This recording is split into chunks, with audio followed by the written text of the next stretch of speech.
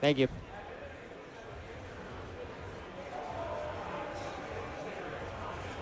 Good afternoon. I'm Joseph Bonanno live from day 2 at Super Bowl Radio Row down in New Orleans. Today, the NBA trade deadline and several deals have been made in the final hours. Yesterday, the Heat traded Jimmy Butler to the Warriors, who then signed a 2-year, $121 million extension with Golden State. Also today, the Memphis Grizzlies are trading Marcus Smart in a 2025 first-round pick to the Wizards in a multi-team trade that sends 2 second-round picks and Marvin Bagley III to Memphis. Tonight in college hoops, number 19 Lady Vols hosts number 5 UConn at the Food City Center for Kim Caldwell's first game in the Tennessee-UConn rivalry. Tip-off for that one is at 5:30 on ESPN. And in NFL news, longtime Bears owner Virginia McCaskey has passed away at the incredible age of 102. For all your foundation repair and waterproofing needs, you need to visit USSTN.com. Breaking news at once on your home of the Titans and Vols. This is 104.5 The Zone.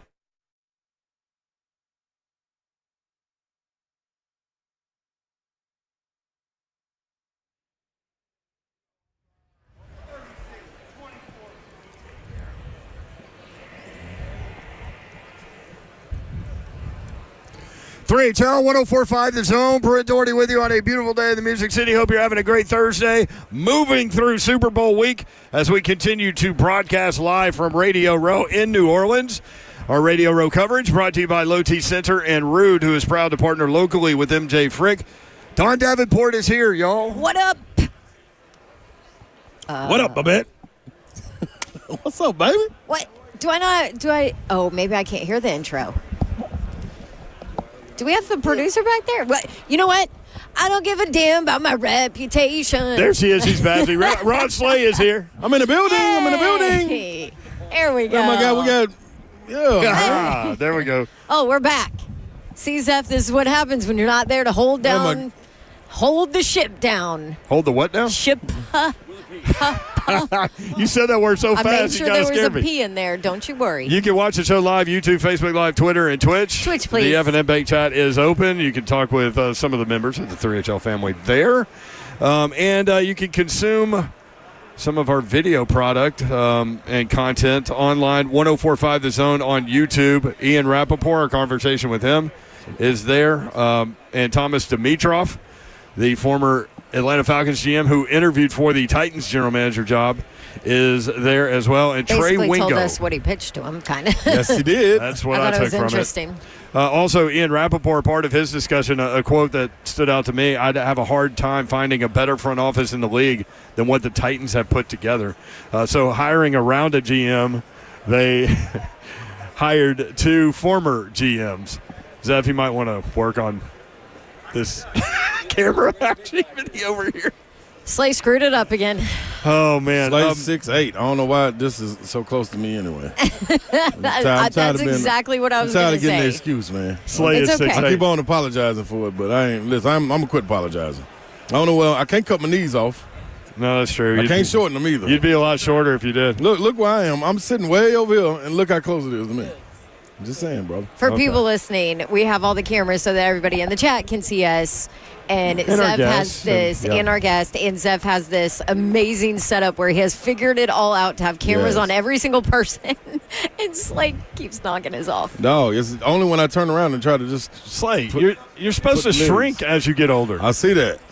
Man, shout out to the NFL fraternity, though. Especially Big Savage having the opportunity to play for Pittsburgh. I was kind of, engulfed in their culture a little bit. So, hollered Yeah. at Joey Porter earlier. But then Willie Colon just walked by and hit me up, and I didn't recognize him because he cut his hair. Really? Like, I would have got him and gave my dog some love, man. But I'm looking at him like, who is this? That's what and led when to he the walked camera off, thing. that's what, yeah. Yeah. When he walked off, I'm like, man, that's Willie, man. So That's shout out when to you Willie figured Colon. out who it was. Yeah, So media mogul Willie Colon. Coming up on the show today, Hall of Fame running back Marcus Allen. You know that he is enjoying this revitalization of the running back position this year. with Derrick Henry's season, obviously with Saquon Barkley's season leading the Philadelphia Eagles to the Super Bowl.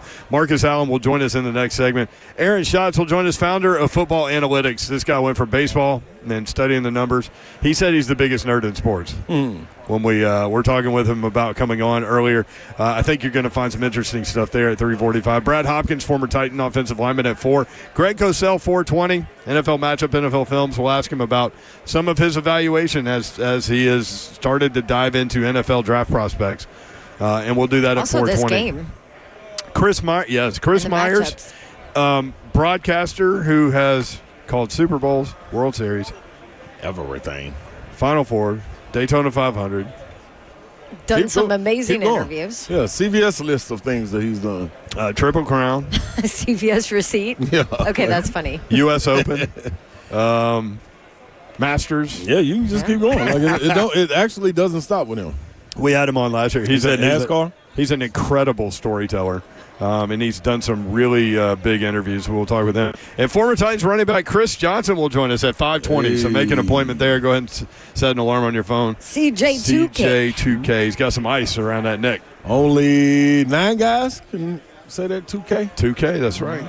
That is absolutely the history. Right. So whole history. A lot of y'all, as we were preparing to come down here and we were telling y'all we would be down here, we had a lot of food suggestions.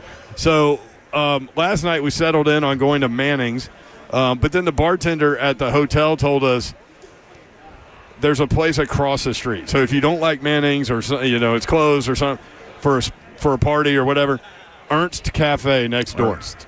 So we go to Manning's last night and it is closed for a private party. So we go to Ernst Cafe. Man, blackened chicken. Gumbo for me. Gumbo for you. Blackened chicken. What did I have? Blackened chicken, Cajun jambalaya. Yep. Uh-huh. Incredible. Really good. A beat of beer. Yep. I had some of Babs. Cheapest beer I've seen. That was amazing. Ever. It was like $1.50 for a Miller Lite. Nuts. $4 for Stella. Yeah, that was $3 for Stella. Yeah. A little while, but hey, that's what they do. They, good prices make you continue to drink. So we hung out there. The food was incredible. Then we decided that we're going to go down to Bourbon Street, just to walk down Bourbon Street. Not a big deal. We're not, looking to hang out for hours or anything like that. But we definitely wanted to swing by the oldest bar in America, which was the Blacksmith Shop Bar. And so we walked to Bourbon Street. We ran into we're a couple blocks away from Bourbon Street. We're going past this convenience store, and we see Lindell White standing there. And then I hear Slay just yell, "Nation!" into the store. Mm-hmm. And so Pac-Man was there. Yep. And so we hung out with those guys for a while. Yep. Good little combo. Pac-Man's going to have some things down the path. Yes, he is. Keep your eyes out, man. He's working on some stuff. So then we went to Bourbon Street. And when you turn from Canal to Bourbon Street, that's where the terrorist activity happened. Yeah. And there were flowers everywhere. Nice memorial. Crosses, notes, beads. People had put down. People graffiti on the walls, writing on walls, signing on the walls. That was all right. And there were military people everywhere, cops everywhere. I mean, every corner. I've been on Bourbon Street several times. I've never felt safer on Bourbon Street that was it. than last night. That was it. And you said that it would be that way. That was it.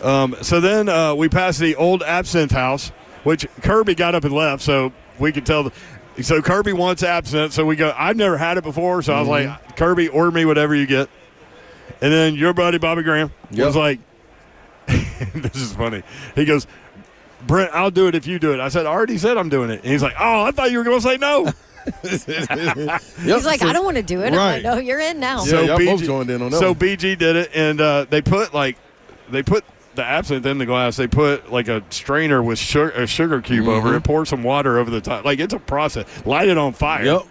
And then it tastes like licorice. Then you put that what they just did in your body. See, this is why we need Kirby, because then he was like, well, you have to use stainless steel to do this for it to mix, blah, blah, blah. I'm like, just drink the drink. Pure silver. Pure silver. Yeah. Sorry, yeah. Pure silver. Well, so that bar, I read up on that bar. That bar in its current state, has been there since before 1850.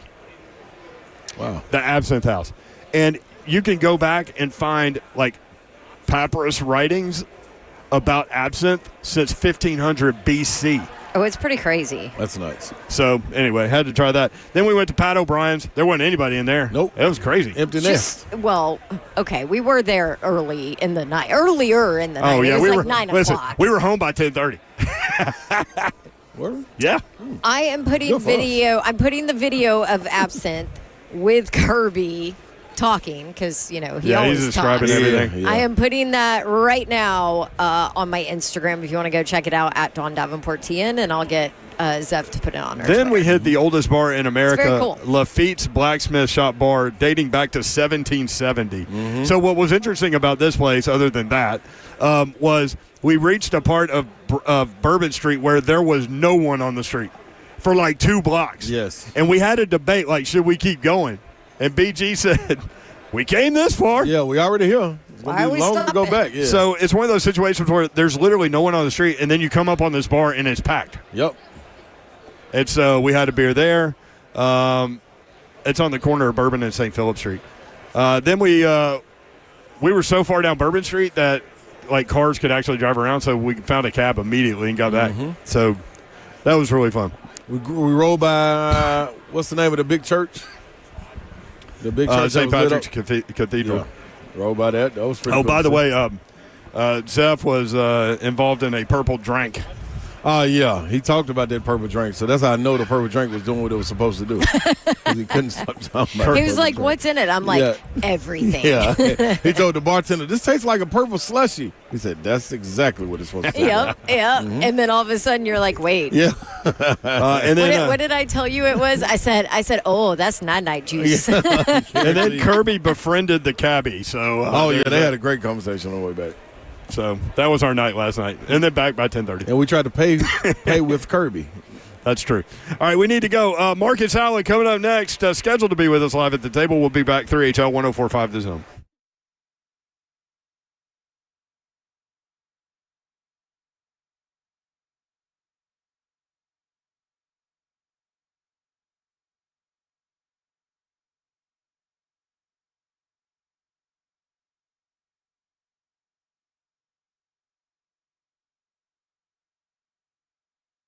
Sometimes it is time to upgrade some things in your home, like maybe your windows and doors, right? It was time for us in my rental property and my house. Actually, it's still time to do the upstairs windows in my house as well.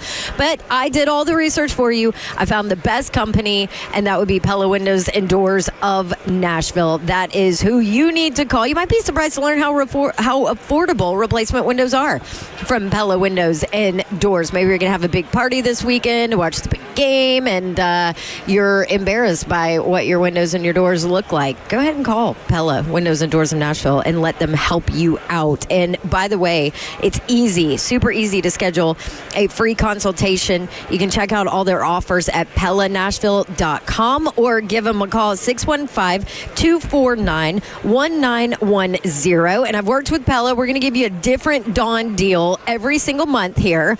And for February, right now, 47% off qualifying installations and no interest if paid in full within 12 months, no payments due. How about that? Go online, ask for the Dawn deal, PellaNashville.com.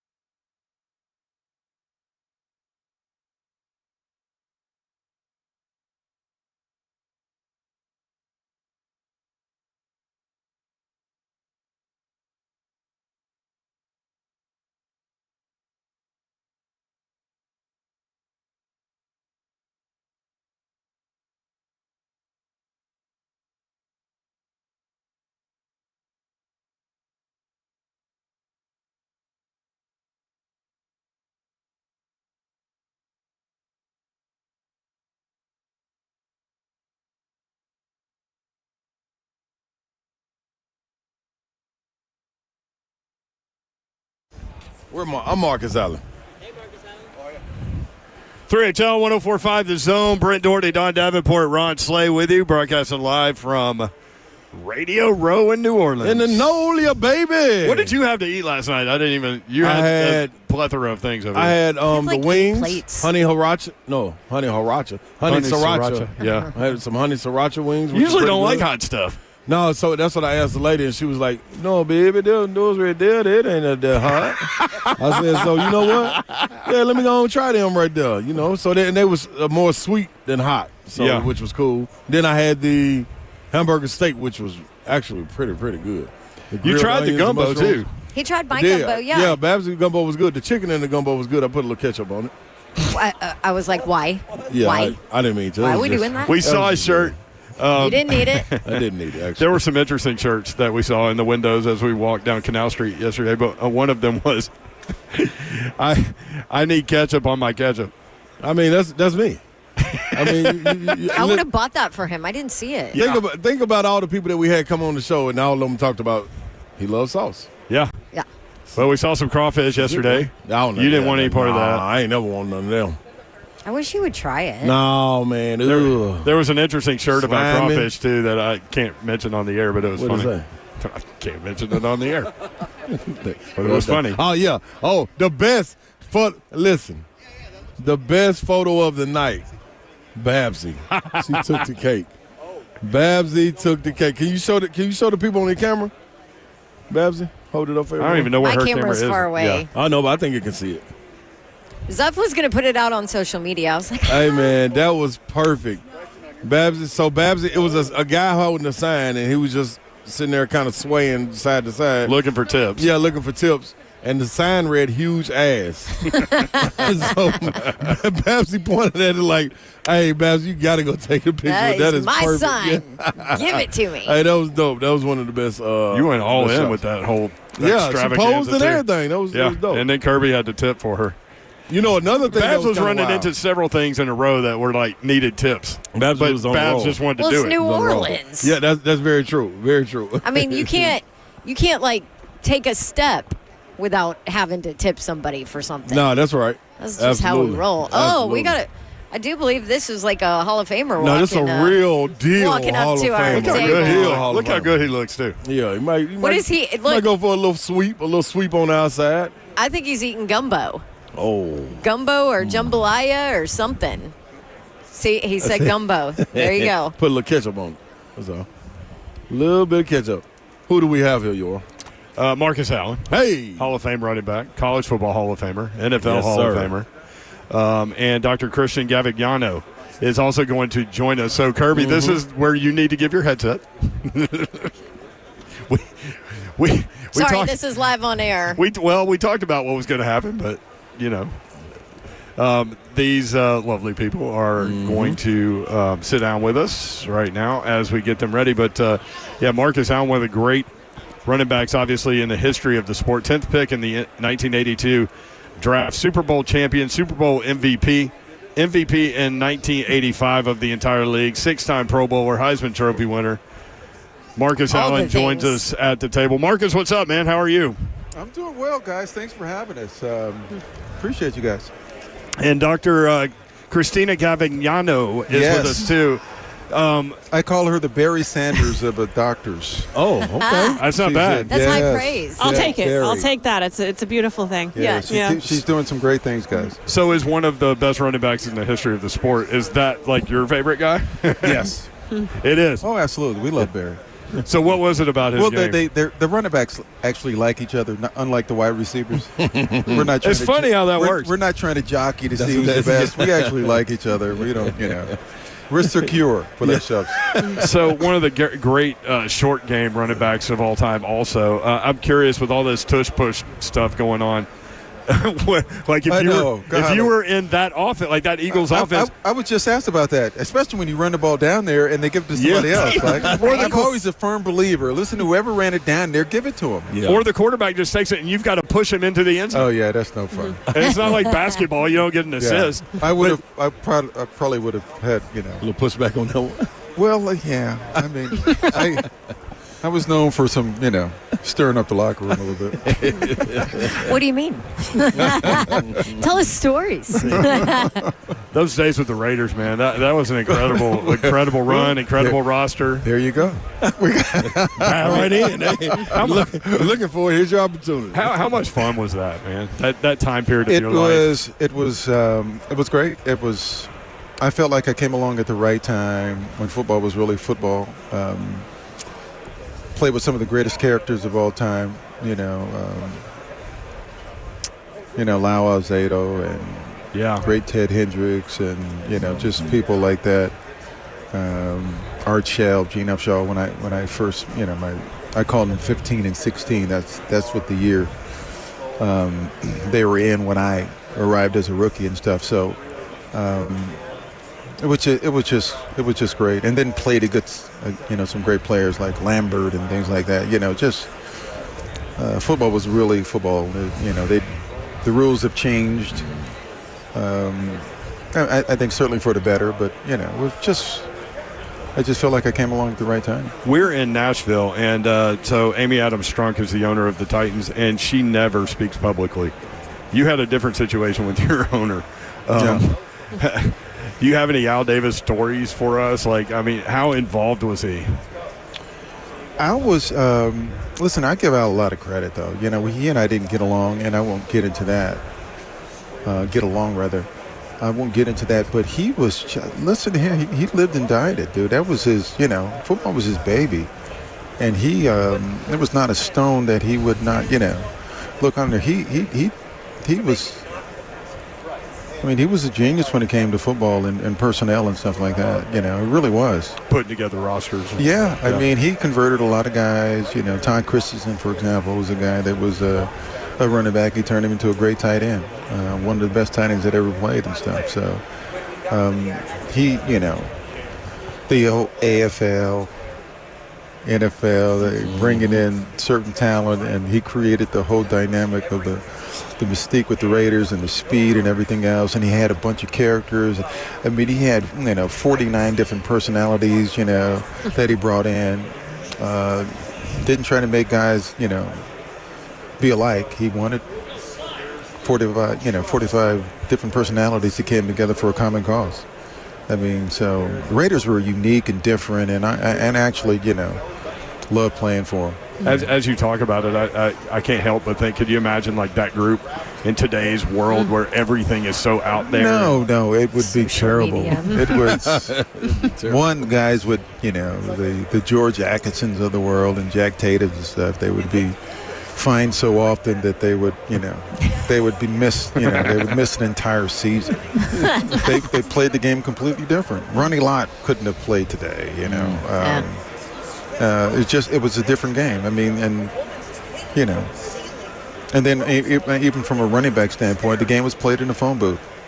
We had 9 at the box. It's easy. I got to tell you, my percentage on third down from a nickel, running the ball on nickel, and that's what they basically play now. It's like a nickel nickel defense. Dude.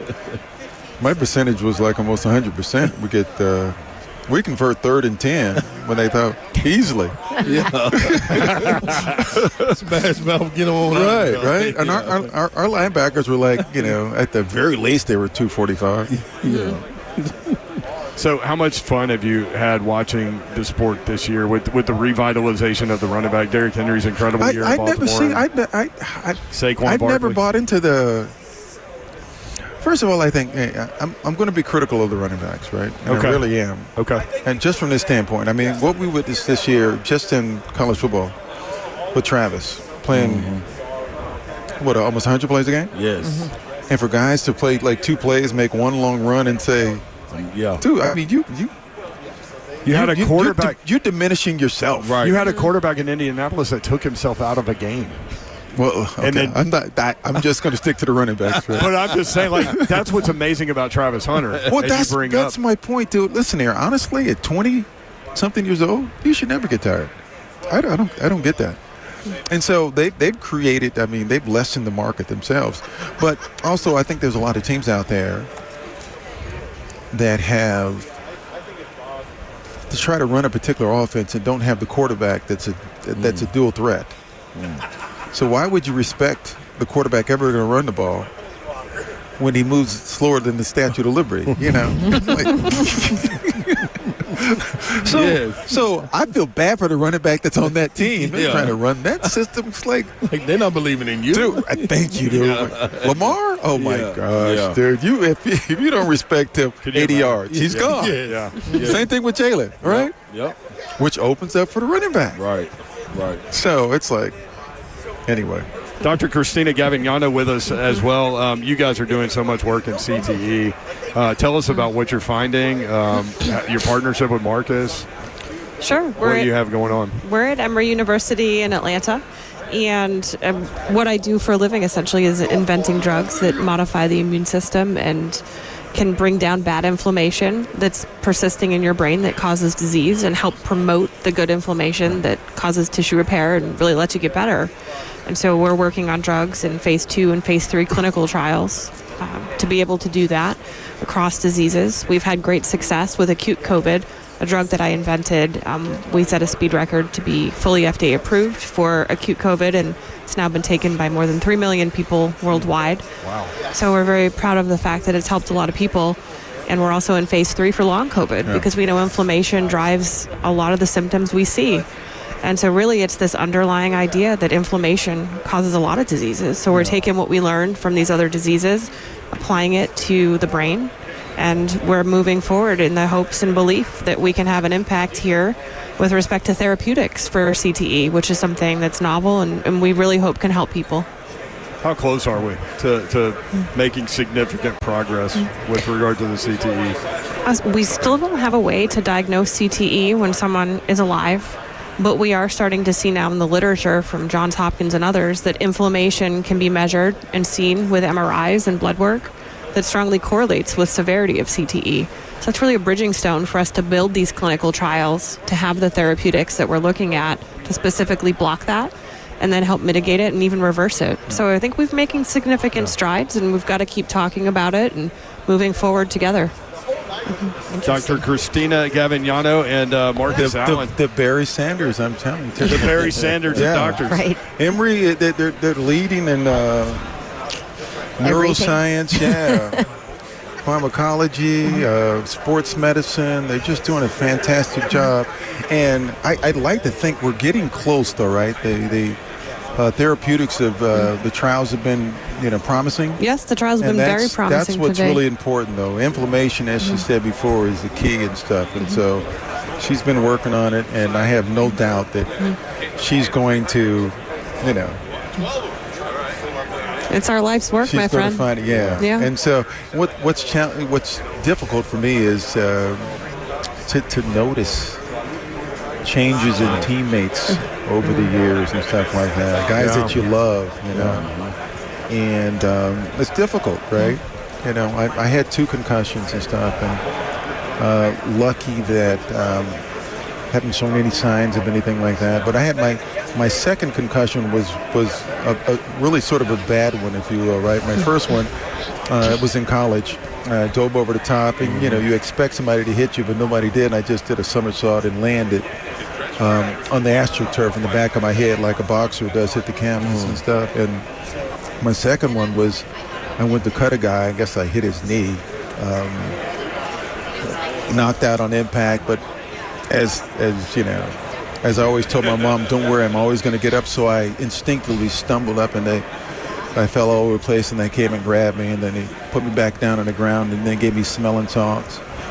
And so I, got back and walked to the bench, and then, the tests then were, and I had currency, right?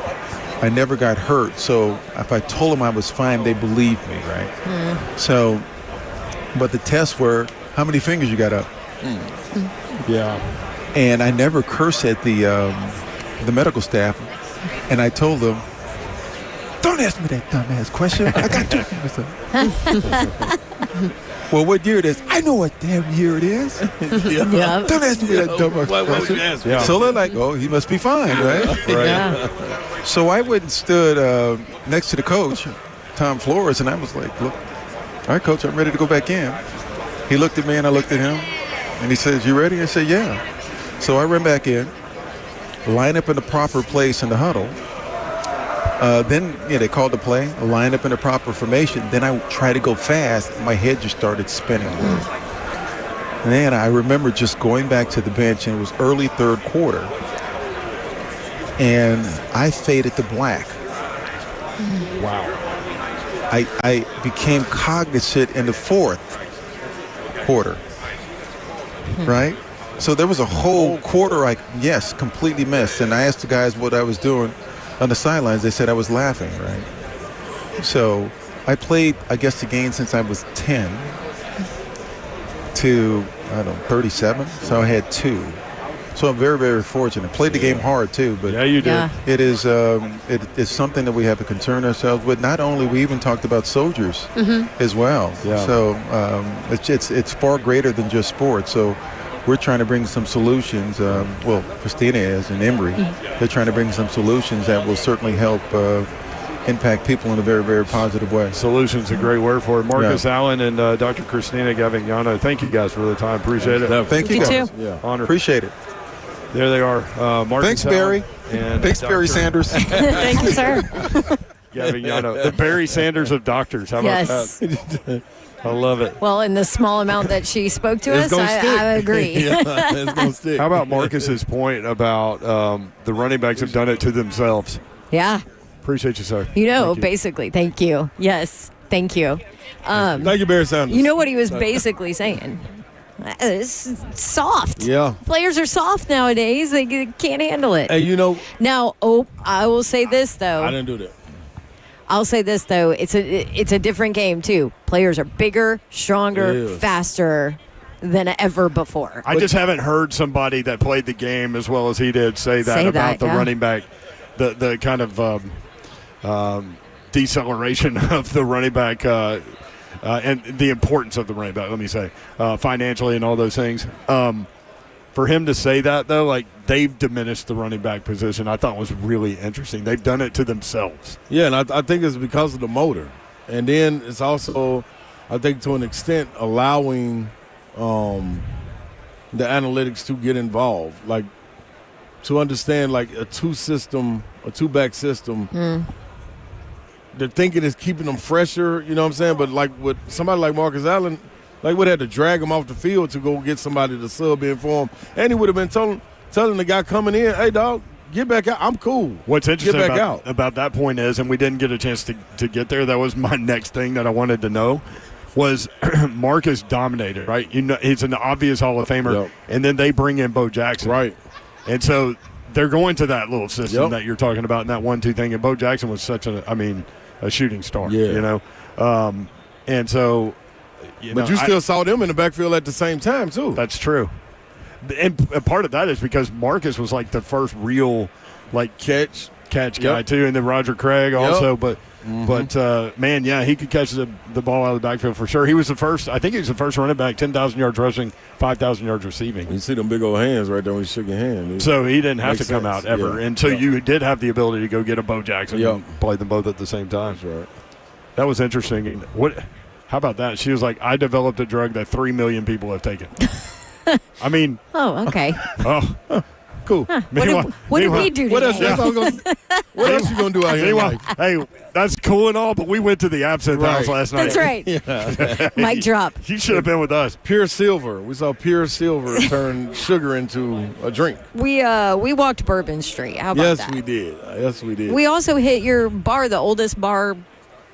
Lafitte's Blacksmith Shop Bar, Yes. dating back to 1770. and wasn't there supposed to be something haunted in there too? It's haunted. Yeah. Oh, there's no way that place isn't haunted. Yeah. By the way, it was very cool. yeah. it was. We Such a great vibe. were Yeah. trying to have spirits with the spirits. Yeah. I mean, you might have. I was just trying to have spirits. All right, coming up, you're going to learn a lot about football. Aaron Schatz will join us, founder of Football Analytics, Chief Analytics Officer for FTNFantasy.com. If you think that, oh, man, that's not going to be interesting, yes, it will be. We were talking to him earlier today in the way that they can kind of analyze players, positions, teams. It's really, really interesting to kind of do that the Oakland A's Moneyball. Moneyball Yeah. thing. for Moneyball football, style. yeah. Yep. That's next. Stay tuned. Brad Hopkins coming up. Greg Cosell, Chris Myers, former Titans running back Chris Johnson. Busy day today. 3HL broadcasting live from New Orleans on 104.5 The Zone.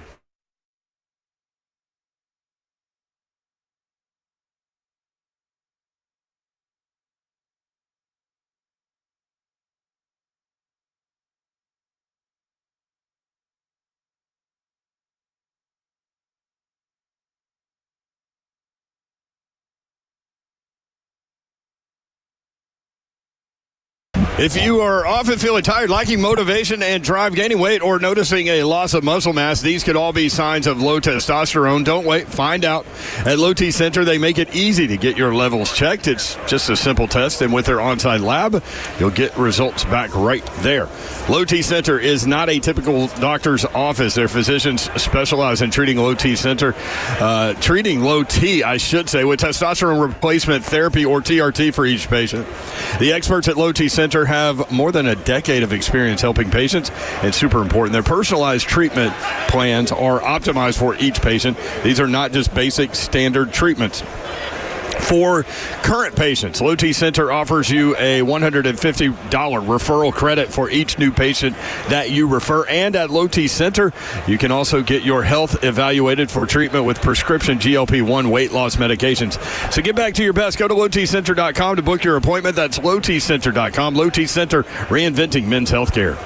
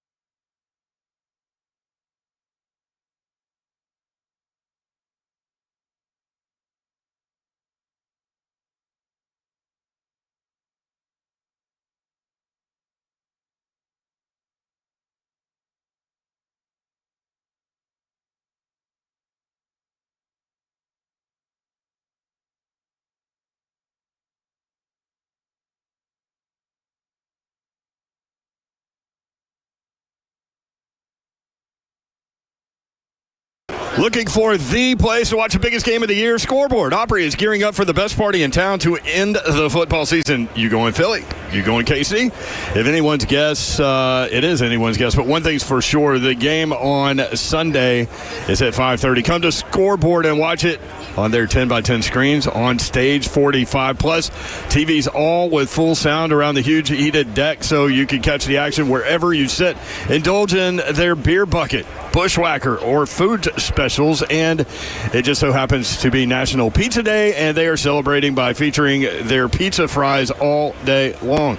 They have the famous Jumbo Prize Wheel, giving away great prizes each quarter, even a trip to the Orange Beach area with accommodations and food and drink gift cards for the trip. Spasmatics playing the best 80s and 90s music till 2 until 5 that day, so get there early to start your Sunday fun day. Scoreboard, the best place to watch the big game with delicious food, cold beer, the largest bushwhacker selection, and as always, tons of free parking. Scoreboard Bar and Grill.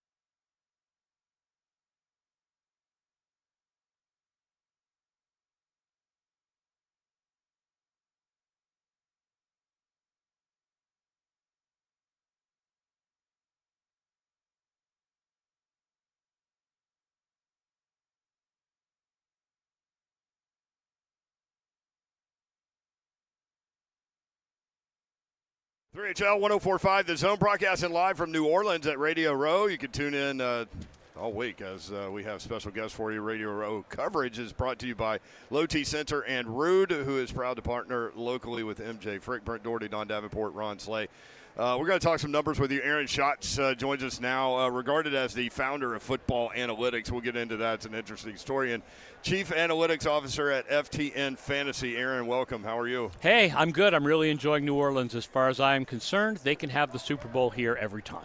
It's not a bad idea, although the hours of sleep might not be great. Yeah. No, but the food and the music are well worth it. That is definitely true. So let's start big picture at FTN Fantasy. What do you guys do? Because I was looking at the site. You guys break down the game in a very different way than most people might imagine might consume. We do so much. FTN Fantasy covers a lot of sports, not just the NFL, and we do a lot with fantasy, betting, and daily fantasy optimization for helping for your daily fantasy teams. Now, I'm more of a straight analytics guy. I used to run a site called Football Outsiders before I worked for FTN Fantasy, so my stuff's more about who wins and loses, but obviously there's major implications for things like betting and fantasy from just looking at the players. And I do a lot of breakdown of specific players and trends with the advanced stats that are broken down play by play. It's all the nerdy stuff. Yep. I love it. I am chief of the NFL nerds. No question. So it's interesting. We were talking before you hopped on. Analytics has been around a long time in baseball, right? Yeah. And well documented, Moneyball, all that stuff. But there wasn't that space in the football world. How did you go about getting into the NFL side of analytics and bringing that to us? Yeah, this is back in 2002, and I loved baseball analytics and read Bill James growing up, and I loved the NFL, and nobody was doing analytics for the NFL, and I had some questions that I wanted answered about, the NFL in 2002, and I said, I'm just going to go count this stuff out of box scores. It's the same way Bill James got started in baseball, and so I did, and then I had a database of every play in the season from 2002. So I was like, well, let's create some stuff off of this. And I got some ideas from a book called The Hidden Game of Football. We launched the website. The old website got launched in July of 2003. And by March of 2004, this was my full-time job. And I've been doing it for 20 years. How about that? Find out what you love and then create your own space. I'm very lucky that I get to talk about football for a living, and I'm great fun at parties because what everybody else wants to talk about for fun is what I do for a job. Yeah, that is funny. So when you go on the site, I noticed your preview. It offers a DVOA preview. Can you explain DVOA? That is my main metric, and the idea is that you give every play a success rating that's based on the down and distance, right? Because a 10-yard gain on a 2nd and 1, that's a great play. 10-yard gain on a 3rd and 15, that's a failure. So you can't just add all the yards together. Then we compare every play to a baseline that's adjusted for situation and opponent. Everything better than 0 is good offense. Everything below 0 means good defense. So can you do player-specific things? Yes. Now, absolutely. Now, the problem, obviously, with player-specific stuff is that no player lives on an island in the NFL, right? You're always affected by the scheme that you play in and who your teammates are. But I do have DVOA for receivers, running backs, quarterbacks, and I also now have a coverage DVOA that I use mostly for cornerbacks, although you can also look at safeties and linebackers with them. What does DVOA stand for? Defense adjusted value over average. There you go. So we were talking about the Titans have – I feel like they were a little later to the party when it came to analytics, but they've really dove in. They've hired specific people strictly for that. Chad Brinker is very much into the analytics side of the game. But how have you seen kind of from 2002 to now analytics change or the use of it change in the NFL? Yeah, there's two big moments, I think, as far as analytics in the NFL. The first was when the Philadelphia Eagles won the Super Bowl after the 2017 season, and they were a very analytically oriented team, in particular when it came to in-game decision-making, i.e. 4th downs. And therefore, coaches all over the NFL began becoming more aggressive on 4th downs after the Eagles won that Super Bowl, and that's very analytically forward-thinking. The other is the introduction of the chips and the pads, otherwise known as the next-gen stats. I don't have that data, but every team has this fire hose of data that just shoots at their analytics people with ridiculous amounts of data on all 22 players on every play, that they can come up with all kinds of interesting new ways to measure specific players and specific units using the chips and the pads, and that has really revolutionized analytics in the NFL. So the chips and the pads, you talk about and we're kind of diving deep in here, but you talk about the information that you get from that. Like, give us examples, for maybe an offensive lineman. What kind of data are you reading there? Oh, well, for example, ESPN has something that they've created in conjunction with the Next Gen Stats people called pass block win rate, which is how often do you hold your block for at least 2.5 seconds on every play.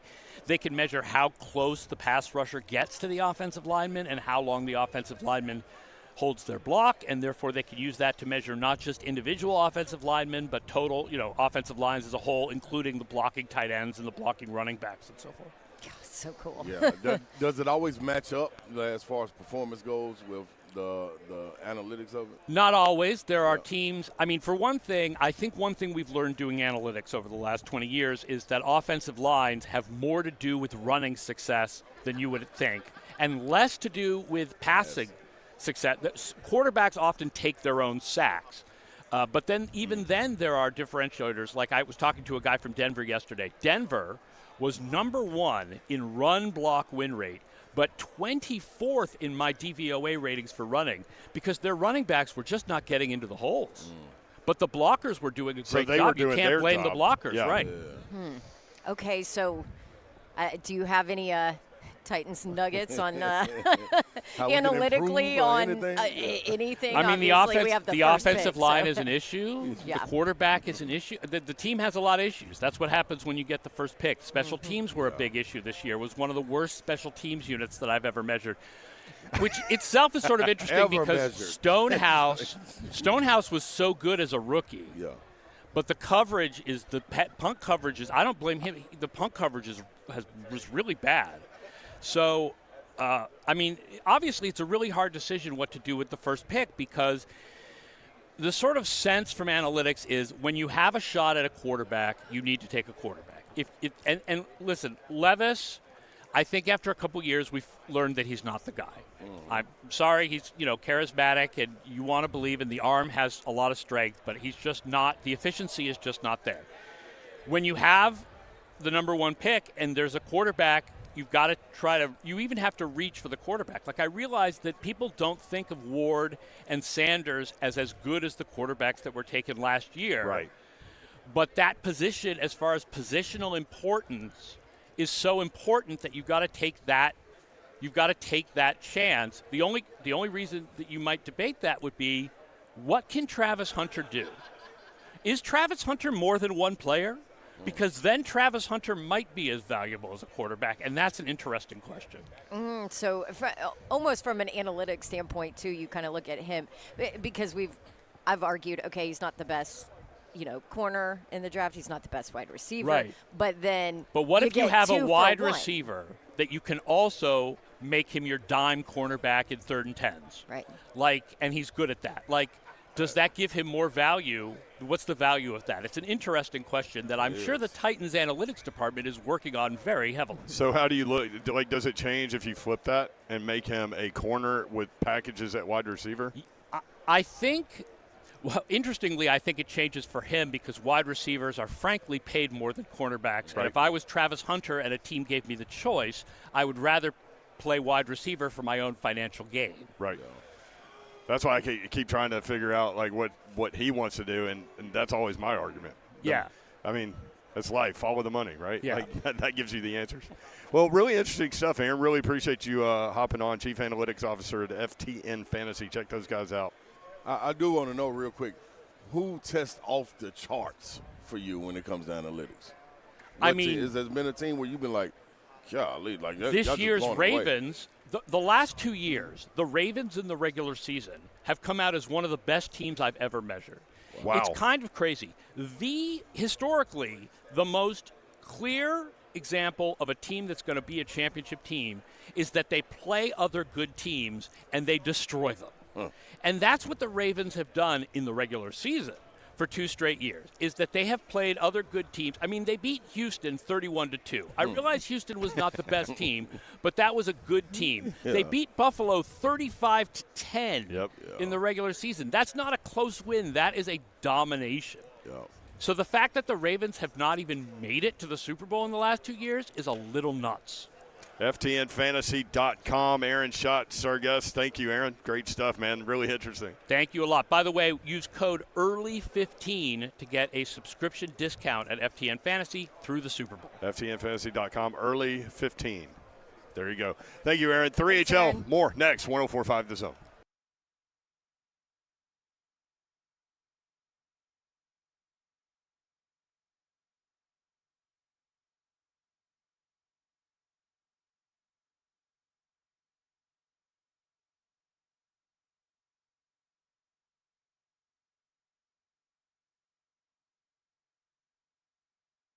Have you ever thought about having wireless service and internet from the same provider? Guess what? You can do it with Xfinity. Xfinity Mobile. Do you want your mobile plan to keep you connected while not feeling like it's draining your bank account to afford it? With up to gig speed Wi-Fi in millions of locations nationwide, only Xfinity Mobile gives you the ultimate connection. Since most of your phone time is on Wi-Fi, make sure you use the best. Xfinity Mobile Wi-Fi is now up to 10 times faster than before in millions of locations nationwide. Get no annual contracts with Xfinity Mobile. Save hundreds a year with Xfinity Mobile. And you can even keep your number when you switch to Xfinity Mobile. There you go. Make shared and unlimited data plans with all of your family, and then you have it all in one easy plan. That is Xfinity Mobile. To get started, call 1-800-XFINITY. Visit Xfinity.com, or you can always just swing in, drop by an Xfinity store today for more details.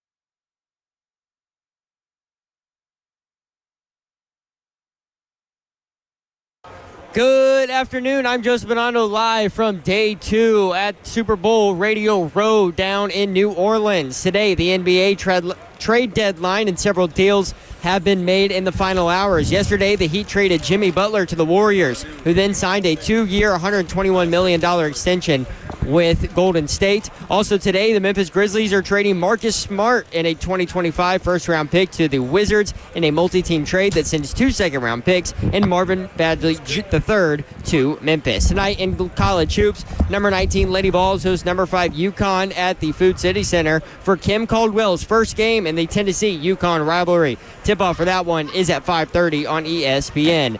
And in NFL news, longtime Bears owner Virginia McCaskey has passed away at the incredible age of 102. For all your foundation repair and waterproofing needs, you need to visit USSTN.com. Breaking news at once on your home of the Titans and Balls. This is 104.5 The Zone.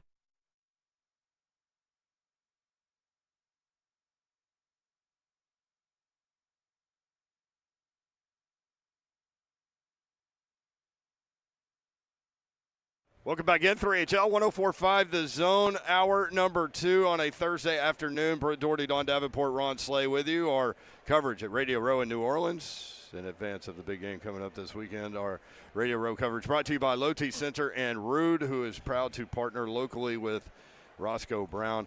B-Hop, Brad Hopkins, former Titans offensive lineman, and now media mogul Brad Hopkins. What's up, man? How are you? I'm doing fantastic, fellas. How are you? We come all the way to New Orleans to hang out with you when we can walk down the hall sometime. I came here just to hang out with you guys. Yeah, I heard Ron Slay was going to be in the building, so you know I had to show up. Let's start with a lot of what you're doing down here regarding the NFL alumni. What do you got going on? And I know this is very important to you. Yeah, there are some people that are well aware of our Gear Up campaign with the Tennessee Department of Health, but we're also doing a lot in the community for obesity and cancer screening. Obviously, a couple of situations that for former players have been problematic, and we're just trying to find ways to educate, inform, and get people to just really take it seriously. You know, especially when it comes to getting screened for cancer. You know what I'm talking about, Slay. It's like if you get the baseline testing done earlier, there's a lot better chance that you can manage it and come up with some sort of protocol or process that will allow you to beat cancer. But you got to detect it early, right? And as far as obesity, it's like, you know, like you said yesterday, do you like that guy you're seeing in the mirror? Right. That's a true indicator of what you need to be doing to make sure that you're leading a happy, healthy lifestyle. So we're just here just reminding players of that. How much weight have you lost since you played? 100 bills. Wow. Jeez. Yeah. At my highest in year 2, I was 346 pounds, Dawn. That's nuts. So does that mean you had to really so damn good. Yeah. Right? Like you could move with that weight. Yeah. Well, but that's my question. Does that mean that you really had to work to keep it on? No, I could walk by a donut and it'd stick to my butt. Are you kidding me? It was never hard for me to gain weight, which is, you know, if you think about it, guys, I got my scholarship to the University of Illinois as a tight end. So I was a hooper, man. I wanted to be you. Right. But I wasn't disciplined enough to not eat everything that was put in front of me from my senior year to when I actually showed up on campus. So that offensive line coach was wringing his hands together like, yeah, buddy, bring your big old booty down here. And let's start kick shuffling. Forget trying to catch the ball. Let's block for the ball. So. All-Pro in 2000, Brad Hopkins with us. Was that team better than the Super Bowl run team? You know, listen here. There are a few teams. This organization, from going back to the Oiler days, should have 4 championships. The Buffalo Bills debacle in '92, that's a team that should have went to the Super Bowl. Yep. The year we got beat by Joe Montana's Kansas City Chiefs in '93, my rookie year, that team should have went to the Super Bowl. We should have won the Super Bowl in 2000, 99, 2000. And then there was a couple more times that we went to an AFC championship game and would have been going to the Super Bowl had we won those. So Steve would have been a Hall of Famer. Eddie would have probably been a Hall of Famer. That's right. If we'd have had that happen. But you know how that ball bounces in football. You throw that thing up, you don't know which direction the thing's going. Just get the bounce. Yeah, man. How incredible was that locker room? I mean, you just mentioned 2 of those guys. I mean, Frankie and we kept, you know what, this is the thing. And, Ron, you know about this being on a team. We know that the thing that breaks up the team is losing. Yeah. Because they're going to try and find a way to find out why you're not winning. And if that's replacing guys, whether it's coaches or players or whatnot, they're going to do that. But the only way that we can keep our family together is by winning. And when you start winning, everything's contagious. You like going into the building early. You like staying late. You like doing some of those things that, you know, if you listen to opening night for the Chiefs and the Eagles, that was one thing that the Chiefs talked about. It's like they're a band of brothers. Brotherhood was a word that resonated with them because they do so much together off the field and on the field. So it's that camaraderie. You know what I'm saying? That's how special and unique those teams were that I played on in the early 90s all the way into the mid-2000s. So what do the Titans need to get back to that? You know, I think of those teams that you're talking about, and then I look at this locker room now and I'm like, disjointed, and it doesn't feel that kind of family. Yeah. Right? And I get it, losing does that. Yeah, totally right. get it. You're totally right about that, Dawn. But let me say this. The locker room is a kangaroo court. And when the linemen run the court, that's the best situation. And that might sound narcissistic coming from a former offensive lineman. No, I mean, your group was that. Yep. Well, I mean, y'all were dogs. we ran things. Yeah. When Bruce retired, I was the guy that held the purses for the during Christmas time, you give Christmas bonuses and whatever else, and we all contribute money so that way the support staff gets some nice little presents, whatever else. I held the cash. Before me, it was Bruce. Mm-hmm. We were the ones that basically set the tone in the locker room. Yeah. Not only were we the elder spokespersons because we stuck around in that unit for so long, but we were also the dudes that, hey, we ran that locker room. That was our locker room. And when you can get back to that, that's your identity. Yeah. Running the football in the National Football League is the foundation, the basis for football. Everything else grows from there. You don't have this pass-first type situation. That don't work because it shows a lack of physicality. If you cannot win the line of scrimmage with the big bodies, you are in a world of hurt. I don't care if you have Joe Montana back there, Warren Moon himself. Yeah. If they're running for their lives, look at Patrick Mahomes against the Buccaneers in that Super Bowl. He was getting his lunch handed to him because he didn't have ample protection. But when they made a concerted effort to get big bodies around him that could be that buffer between him and the defense, that's when you start to see the real effectiveness of an offense. What a great point, too, because I even think back to when I first got to town and you had Kevin Mawai and you had Michael Ruse and you had, there was always Big that. country. Big country, Absolutely. Dave Stewart. You know what I mean? Absolutely. And those teams won. Yeah. Like Michael Ruse was drafted to be my successor. Mm-hmm. When his first year came, he was the right tackle. They knew he was going to move over to the left when my old butt had to go. But they've always had a guy that was waiting in the wings to replace people that need to be replaced, and they groomed him as such. When I came in, John Runyon got drafted along with Jason Lehman from Tennessee. I don't know if you guys remember Jason Lehman, former Vol for life. Yep. And John took over that right tackle spot and held it down until he would hit free agency and went to the Eagles and continued a great career, right? Then we replaced him with Fred Miller. Then we replaced him with Big Country, like you were talking about. Rooster came in and then played left tackle for the next 10 years. If you think about that, the left tackle spot had been held down for 30 years between me, Michael Roos, and Taylor Lewan. That's crazy. Think about that. Yeah. 3 dudes played that spot in 30 years. Do you think they're good there now with J.C. Latham? They have the makings of a good offense, especially let's just go from right guard on. I think that there's some consistency there. With the two dudes that they drafted in the past couple of years, JC's going to be awesome. I love Peter. I mean, they're really working well together, and you need that kind of time to put the hours in. You know what I'm saying? To be able to work well together like that. And I like Lloyd was good when he was healthy. Yeah. You know what I mean? So he's good enough to be that guy. Heck, they gave him some cash, so he must be worth something, right? I felt he settled in, too. He settled in, right. And then he got injured. And Dylan got better. Early on, did Dylan not get better? Dylan got better, okay? So it's funny. Fans attack him, but it's like every time I talk to anybody related to the offensive line, former player or whatever, they like that guy, and they think it was a good pick. And he fits. That's the thing. So figure out that right tackle spot. You know what I mean? Whether it's you draft a guy, whether you bring in a free agent that's looking for some change, or like we saw in Kansas City, they moved Joe Thuney to the left tackle spot because they needed somebody to play out there, right? Yeah. I'm not saying you take one of these guards and you move him out to that right tackle spot, but if say Trey Smith is available and you bring him in, please, beautiful. I would expect him to play guard, not play tackle. But then maybe Dylan bumps out. Yeah. You know what I mean? He's learned some things, how to play that interior, and can play better outside. Can't be worse. You know what I'm saying? Yeah. So now what you have, fellas, is you have consistency. And that's what it comes down to. I usually say it can always get worse, but I'm not sure if the right side of that line. I'm not sure that it could get it's like, listen, it's like this.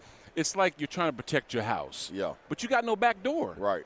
You know what I'm saying? You can do all you can to lock the front door, make sure your windows down, all this stuff. But if your back door's wide open, they're just running in and out of your house. Yeah. That's the same thing. That's what's happening. That's right. Brad Hopkins with us on 3HL. With the NFL alumni, how good is to have you guys back together, kind of bridging that gap, between eras and you guys being out on the road, that camaraderie? How good does that feel? That's a great question because we have generations of guys walking around here on Radio Row, right? I got done talking to guys that were 5 years older than me, guys that were 5 years younger than me. But this is the epicenter, So for us to walk around with that shield, whether it says NFL or NFL alumni, there's a recognition of that. Yeah. And there's a respect factor. There's a respect factor that we all have for being in the club, so to speak, right? It's a very elite fraternity to get into that space. Yep. And when you're a guy that, has been in there and made a name for yourself and people recognize that, that's a good feeling, though, Ron. It's a good feeling when you walk around and somebody says, like, okay, I just got done talking to Deuce McAllister. Yeah. And he looked at me, really wasn't sure who I was at first. I'm getting that a lot nowadays, now that I shed a whole person, right? Yeah. And he's looking, he goes, Brad Hopkins, tackle Tennessee Titans. You block for Eddie and you block for Steve. I was like, yeah. So it made me feel good knowing that he remembered me. This is Deuce McAllister, man. Yeah. You know what I mean? So it was pretty cool. Because he appreciated. Well, he's a running back, Don. Yes, he knows. Exactly. He knows. Running backs know. So do quarterbacks. That's why they buy us stuff at the end of the year. Yeah, right. You better. What did you get back in the day? Steve bought us shotguns, four-wheelers. Eddie bought us watches. Nice. So there's a reason why Patrick Mahomes takes his big bodies to the Bahamas. Yeah. Right. Because he knows that he wouldn't be able to do his job had he not had those guys in place. Yep. Running backs the same way. Yep. Saquon Barkley first will credit the offensive line for the year that he's having. Yep. It's not like he just learned how to run the damn football, right? Yep. But when you get in a different situation, now you're really doing something. Same thing about Derek. Derek was struggling here later on because the offensive line wasn't playing as consistent. Goes to Baltimore, dude looks like he's the 2018 version of himself. Yeah. How hard was it for you as a great offensive lineman that took so much pride in what you did, watching how bad that right side was this year? You would ask me that, Brent. I have never yelled at the TV more than I've yelled. Yeah. I mean, the WTF was coming out of my mouth often, and I wasn't using an acronym. I'm just trying to figure out what is going. And I'm looking at some things that I would view as simple things. Yeah. Like simple fixes. Okay, so I'm going to tell you this. We just talked about me being a tight end, right? I had to learn to play tackle. Now, fortunately for me, I got drafted to a team that had Bruce Matthews and Mike Munchak. Those were my guards through 98% of my career. So you fall out of a boat, you're going to hit water, right? So I had to learn something there. But it's really about technique, man. Yeah. Because I realized that if I was going against the baddest boy in the jungle, right? If I was true to my technique and knew my executing my play, I had a better chance of winning. And I would just throw caution to the wind because I knew what I was doing, and I was listening to Bruce's and Mike's instruction on how to do it, and I felt great about what I was doing. And as I got those wins, it became easier for me as the years compiled themselves. So I'm just looking at we need to get back to learning. Yeah. We need to get back to, putting these guys in the right position by teaching them proper techniques. And that way they have something, they're armed with something in their quiver that can allow them to deal with any situation that comes up. I think that's in all sports, too. You lose so much when you're watching anything when it goes. It's like people are trying to speed up the process. In professional sports, now it's trickling down to college. Now you got high school trying to hurry up and get to college, and you're losing the fundamentals and the technique of so much. And that's what makes you scream at the television. Yeah. I know it is for me. Watching a big man in the paint like, dude, you can't hit a 4-foot hook shot. What have you been working on? But after practice, you see them doing windmill dunks and wiping the back of their neck with the ball and dunking. It's like, come on, man. Yeah, but how about this, though, Slay? The money that athletes are making nowadays, and I'll be brief, the money that athletes are making nowadays, that speeds up the process. Yep. Because if I draft you in the first round, I want you to perform like you're a 10, 11-year vet. That's not the case. No. They don't have the luxury of sitting back and learning. Mm-hmm. So, like when Steve was drafted, he sat behind Chris Chandler for 2 years. That's right. Okay? And Chandler didn't do any helping at all.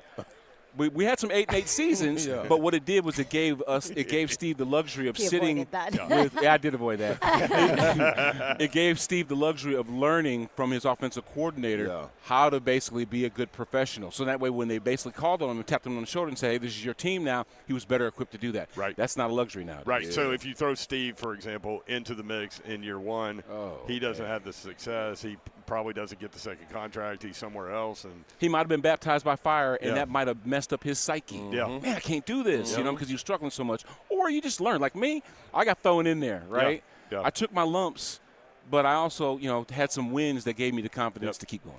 Brad Hopkins, there he is, B-Hop. Man, great Good to see you, stuff. man. Look great. Thank you for being here. Thanks. More 3HL next. Greg Cosell, NFL Matchup, NFL Films, with us next. 3HL 104.5 The Zone.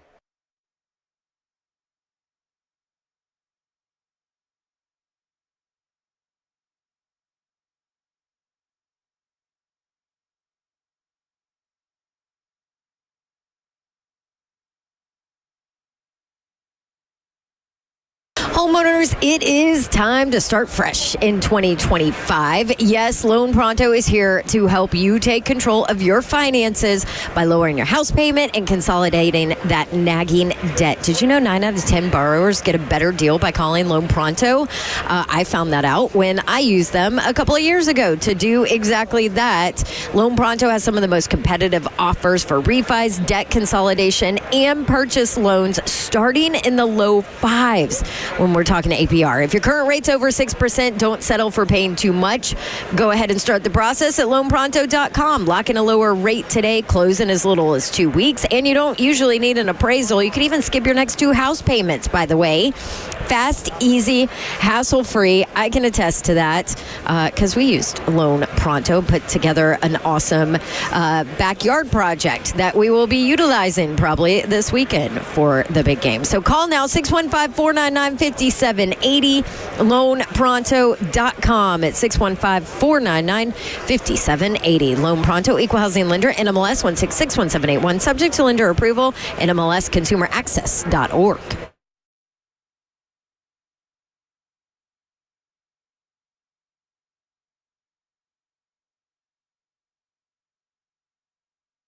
I love living in Middle Tennessee. We've got great restaurants, entertainment, sports, and one of the nation's top Ford dealers right here in our backyard. Two Rivers Ford. Remember that name. Two Rivers has been a staple in our community since 1983. They're locally owned. They have a non-commissioned sales team, and they sell below MSRP. They've been doing business with integrity for decades. Two Rivers Ford, the South's most trusted Ford dealer.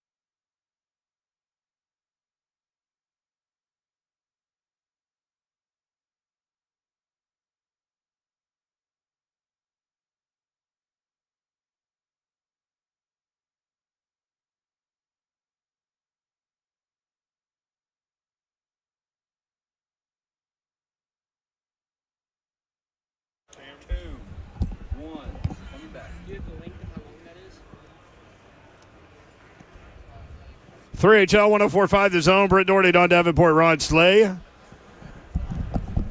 Appreciate Brad Hopkins hopping on. Aaron Schatz from FTNFantasy.com, founder of Football Analytics.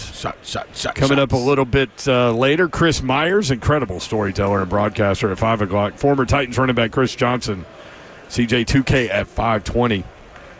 Greg Cosell joins us now live at the table. Greg, good to see you. I really don't want to talk to you guys. I just want to eat these peanut M&Ms. That's good stuff right there. That's Slay's weakness. I think you've earned it, man. You look great. You've dropped some LBs. I have. So that's why those peanut M&Ms are they're talking to me a little too much. They're just calling your name. Yeah. It is good to see you in the flesh always. Yeah. Yes. Mm-hmm. Good to see you guys. How much fun is this event for you to kind of run into people that you've known for a long time, to kind of network a little bit? That's the fun of it for me. Yeah. I mean, as you guys know, I've been doing this a long time. Yeah. I love the Super Bowl. I love the Combine. You're seeing people that, you only unfortunately get to see once or twice a year. I really enjoy that, because, we all work so hard, you kind of lose track of time. I saw some people here, that I haven't seen, and I said, well, gee, when was the last time? And someone said, well, it's probably 2010. And I'm like, what? Wow. It becomes crazy. Because, look, we all have our lives. We all do our work, and time goes by. Yeah. And you just don't realize how time goes by. Yep. You get your head down into your grind and into your work, and you forget to look up. Yeah. We were talking last week about Shedeur Sanders kind of being out and about and doing everything, and Cam Ward complete opposite. Just ball is kind of the mantra there. He's not here. He's not here, but Shedeur is. That doesn't mean anything. I mean, in the overall evaluation, that won't mean anything. It doesn't. But we saw Shedeur walk through, and he had maybe the biggest entourage we've seen, including police officers with him. Well, it's funny. I mean, obviously because of his dad, there's a whole different element to that. Yeah. I always wonder if that. Well, let's put it this way. I do know that kind of stuff does mean something to some coaches. Mm-hmm. It won't mean something to every coach, but I think there's a feeling that, and I think we saw it with Caleb Williams too, to some extent. And no knock on him. I don't know him personally at all. I met him for 2 seconds. I was actually very, very impressed with him as a person in the 5 minutes I got to meet him. So it's not a knock on him, but Shedeur's in a different situation because he's basically, because of his dad, been a brand since he's 12 years old. Right. And so it's a whole different deal with the way he kind of deals with the world. Yeah. And, the way he moves. Right. Yeah. And there's no judgment here. No, it's just the way it is. Yeah. We're not making a positive or negative judgment. Yep. I mean, it's just the way it is. He's a guy that's going to have a tough time just being off on his own by himself. Yeah, it depends what lens you're looking through. Right. Yeah, a lot of people understand that this is him. Like you said, as a branding, this is normal. Right. That's normal. He's been walking around like that. Right. But somebody from looking from the outside that never seen it before is like, why has he got all these people with him? Look at all the commotion he's starting. But but when you get to the NFL and let's say veteran O lineman, if you're playing with an O lineman who's an 8 or 9 year or 10-year vet, he's 30 years old, he's got 3 kids, he's making his living, wants to get to a Super Bowl. He doesn't care about that None stuff. of that. What are you doing? He wants to care about, hey, can you help me win games I can feed my family and continue my career? Exactly. They don't care about that stuff. That's right. So is. Have you started to evaluate those two guys yet? Yeah. Oh no, I'm totally done with 3 quarterbacks. And Who are the 3? Ward, Sanders, and Dart. Oh, can we please start with Dart? I was just about to say, I can't wait to get to Dart. She's anti-Dart. I'm anti-Dart. What did the tape show? I will say that Dart. If you say why I'm anti-Dart, I'll tell you. Go ahead. I say Dart's going to be in the eye of the beholder. He kind of grew on me a little bit because Dart is not going to be looked upon as, wow, this kid is a special talent. And he's got some traits. He's athletic. He's physical. He plays the game with a certain level of competitiveness that you really like. I wouldn't call him a high-level thrower, but he's not a below-average thrower either. He'll be seen, even though I don't think he's as gifted, he'll be seen, my guess is, similarly to Bo Nix. There'll be people Golly. I was just writing that down. I'm sorry to interrupt you, Cosell, but I was going to say, is this a situation just like Bo Nix was with Sean Payton? He's going to be seen by some people that will really like him and other people that will just feel that the traits are not quite. And by the way, if he gets drafted in the third round, that doesn't mean he can't be an NFL starter. I'm talking about where he might get drafted. Yep. That's all I'm talking about. Gotcha. So, and there'll be people who think that he's not a first-round type player. I think he'll be polarizing and in the eye of the beholder, and he'll be very much a function of where he goes, who coaches him, and what the team is. Mm-hmm. He's not one of those like transcendent guys. Oh my God, Jackson Dart, he's the guy. He's not that guy. But he kind of grew on me a little bit the more I watched him. That's interesting to me. See, so my concern with him is ability to read defenses, see the field, and the when things go bad, I feel like he panics. Well, and can't handle it. Yeah, here's the way I'd answer that, and that's fair, by the way. I would say that, contrary to what people might think, because they go, Lane Kiffin, college offense, I made it a point when I was watching his tape, because I watched him last summer, and I probably watched 8 games from this past year. So I've seen a lot of Jackson Dart. That's what I do with quarterbacks. Yeah. I watch a lot. There are many, many NFL route concepts and combinations in the Ole Miss offense. The people who say, well, it's a college offense, that's an easy thing to say if you're not watching the tape. Right. There are many NFL route concepts. Now, there's no question that he's clearly coached that, hey, you're working to your primary. Because you are right. If he's not comfortable with that, he is going to break down and move. Yeah. Okay, now in college, he moves well. And he does move well. He's a good athlete. And that helps. Right. It's just like Bo Nix moved better in the NFL than a lot of people thought he might. You know, he's a good athlete too. So that athleticism will be a factor for him. You know, people have to not compare guys to, you know, Josh Allen or Lamar Jackson. I mean, these are different guys. You know, and even Mahomes has a certain way about him that's different. Right. But Dart, you're right. I mean, at this point, there's no question. But the way I'd answer that is I don't know how he's coached. You know, high level, let's say you line up, and I'll just give you a little football that I think people can understand. In football, there's a lot of 3-by-1 sets. 3 receivers to one side, 1 receiver to the other side. Almost all the time in college, in particular, you're reading the 3 receiver side. In college, it's very, very rare for the quarterback then to come back to the single receiver side. Yes. That's very rare. That's really high-level quarterbacking. Dart's he's not doing that. Right. But again, he may be coached maybe that, he's hey, not supposed maybe to. Right. He may be coached that, hey, if it's muddy to you, to trips, run. Break down and run. I don't know the answer to that. So I don't want to say he can or can't do it.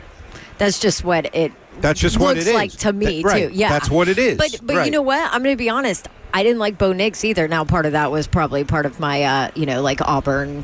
And he wasn't very good at Auburn. Exactly. He wasn't, no. So, and clearly, I'm wrong on Nix. So, I mean, yeah, and Nix is a guy that's a similar comparison that went somewhere where with the coaching is really good. See, that's it. Yeah, I mean, fit is, and you outlined that before the draft. That Sean Payton and Bo Nix would be a good combination. I wrote in my, I was finished with my Nix evaluation last February, way before the draft, and I wrote in my evaluation that Sean Payton would probably really be a perfect fit in a Sean Payton offense, and then he gets drafted. Yep. So, I mean, so much of that matters, so much.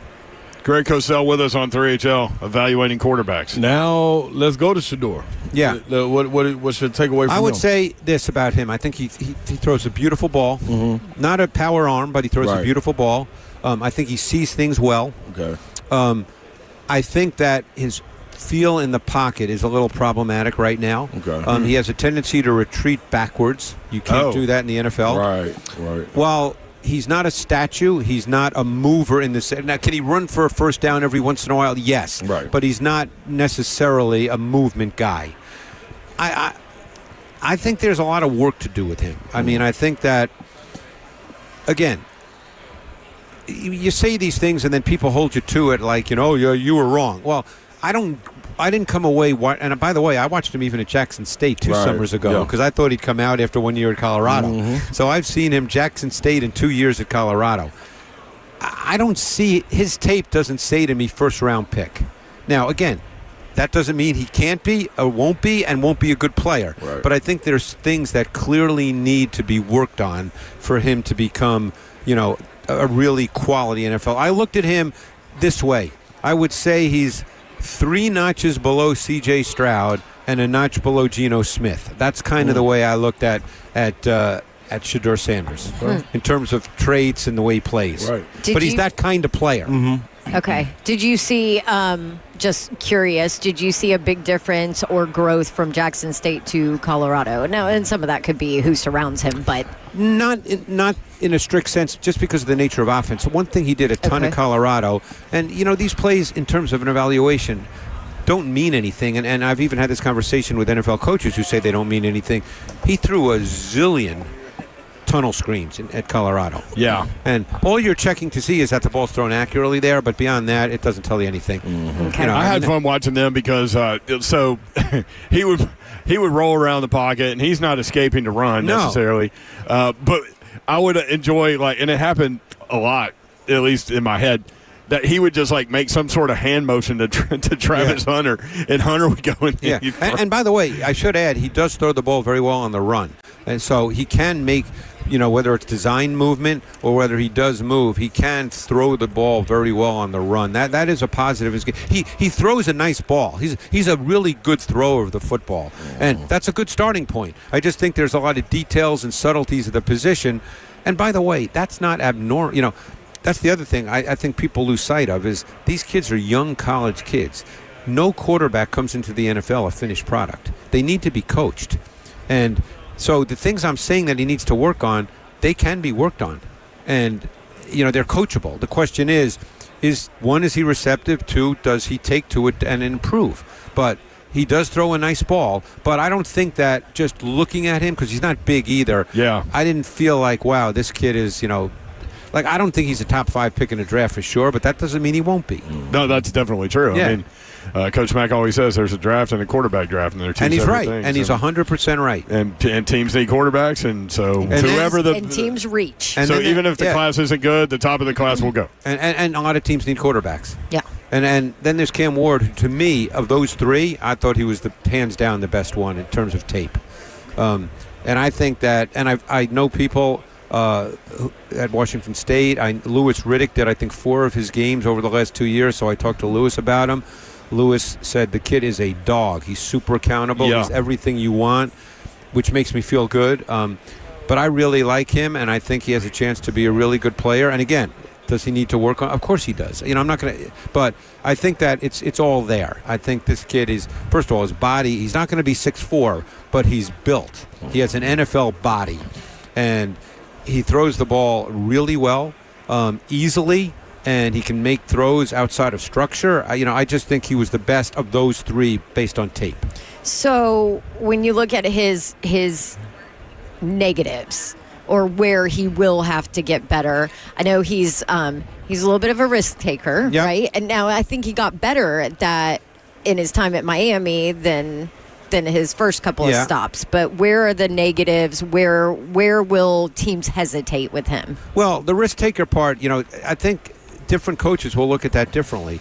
I think to me, again, just based on smarter quarterback people than that I've been around, I think the feeling is that you can channel a risk take. You'd rather have a guy that is willing to turn it loose, because in the NFL, you got to turn it loose. I mean, than a guy who is so quick to just throw checkdowns. It's hard to make that guy see it down the field. It's hard. That's harder to do.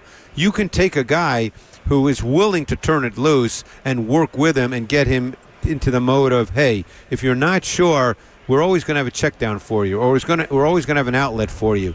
That's easier to coach out of a guy or work with a guy on than a guy who just doesn't quite see it, because that guy is rarely ever going to turn it loose. So I think that's one thing.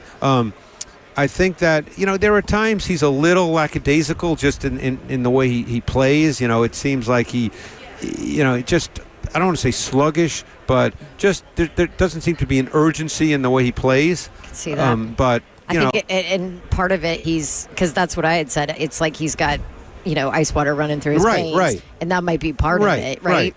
Yeah. But for the most part, I think that there's a lot of good.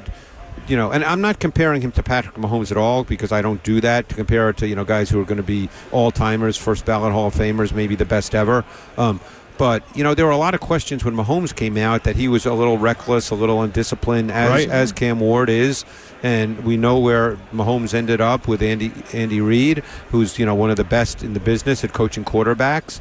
And, you just hope that Ward can end up with a coach that is, really works with him on those things. Because I think there's a lot there. And like I said, I don't want people to come away from this conversation thinking that I just made a direct comparison that he's Patrick Mahomes. We won't do that to you, don't worry. But, I mean, there's a little bit, as you said, Dawn, and you're right, there's a little bit of a reckless, undisciplined nature to his game. Yeah. And, I don't know how you coach that, because what you don't want to do, you don't want to tell him he can't do it. Right, because you don't want him to. Right, you don't want him to start, change the mentality and start to play like scared. Yeah. But on the other hand, you do have to sort of teach him some sense of situational football, of when that's okay and when it's not okay. Yeah, and like I said, I do feel that just from talking to people, it got better. Right. While he was at Miami than his last stop. So what about pocket presence for him, ability to feel in the pocket? Did any of that stand out to you? I think he's pretty good there, because I think he's comfortable in the pocket. Okay. I don't think he looks to move. In fact, sometimes, like I said, he stands there and, it almost looks like he's a statue. Yeah. So I don't think that's a problem at all. Okay. But I was. And he can move. I mean, he can use his legs. Without question. Yeah. No, I was impressed with his tape, and like I said, from what I've heard about him, he's really an accountable kid. And the word I keep hearing, which is a word you hear in sports a lot, is he's a dog, and that's a positive. So that's what I keep hearing. Good stuff. Well, we appreciate the visit, particularly the quarterback information is fascinating. And I started on defensive guys. I jump around. So, I've done some games, not finished yet, on Tennessee, and people I'm sure are listening. So I've done Pierce, I've done Norman Lott, who I really like, by the way. Yeah. You did Dylan Sampson, you told me. Yeah. He'll be drafted. I didn't think he was special. I've done a lot of the Old Miss. Sorry, Slay. That's okay. I didn't think it was exceptional. Yeah. Turn it. Just turn it inside right now. Just telling you what I saw. Yeah. Hey, this is what I want to know. Did you get a peek a little bit at Travis Hunter while you was watching? Yeah, I mean, I didn't take detailed notes. Yeah. Because I personally think he's going to be a DB in the league, and they'll create packages for him on offense. But because he's not going to play 130 snaps a game in the NFL. Right. Yeah, you're not. But he's an explosive. I mean, I'm not saying anything profound here. Yeah. He's obviously an explosive kid. Yeah. But I've done a bunch of the Old Miss guys on defense. Now, that defense was serious. Walter Nolan. Oh, my God. Walter Nolan has some Jalen Carter plays where he just ragdolls people. Yeah. Destructive. I really like their corner, Trey Amos, a lot. Princely, I did him last year at Florida State. I like him. Yeah. And the Jared Ivey kid's really interesting. Okay. Because he's a man now. He's got a man's body right now. Yeah. And while he's not a pure pass rusher, he's kind of your quintessential D-end. I think they'll move him inside as a pass rusher as he gets acclimated to the league. But he's like 6'5 and a half, 283 with long arms. I mean, he looks the part. Greg Cosell, NFL matchup, NFL films. You staying for the game? I am staying for the game. I love going to the game. Look at you. I love going to the games. He's having a great week. Yeah. All right. And he's an Eagles guy, or he's a Philly guy. Yeah. Was your plane full of Eagles fans? Oh, my God. The EAGLES broke out. Yeah. Oh, yeah. That's awesome. Oh, yeah. Thank you, Greg. Great stuff, man. Good to see you, brother. All right, guys. Appreciate it. Thanks. All right. When we come back, Cam Rogers, national sports betting and golf expert for the Believe Sports Network, Chris Myers, and then Titans running back Chris Johnson at 5:20. More 3HL next on 104.5 The Zone.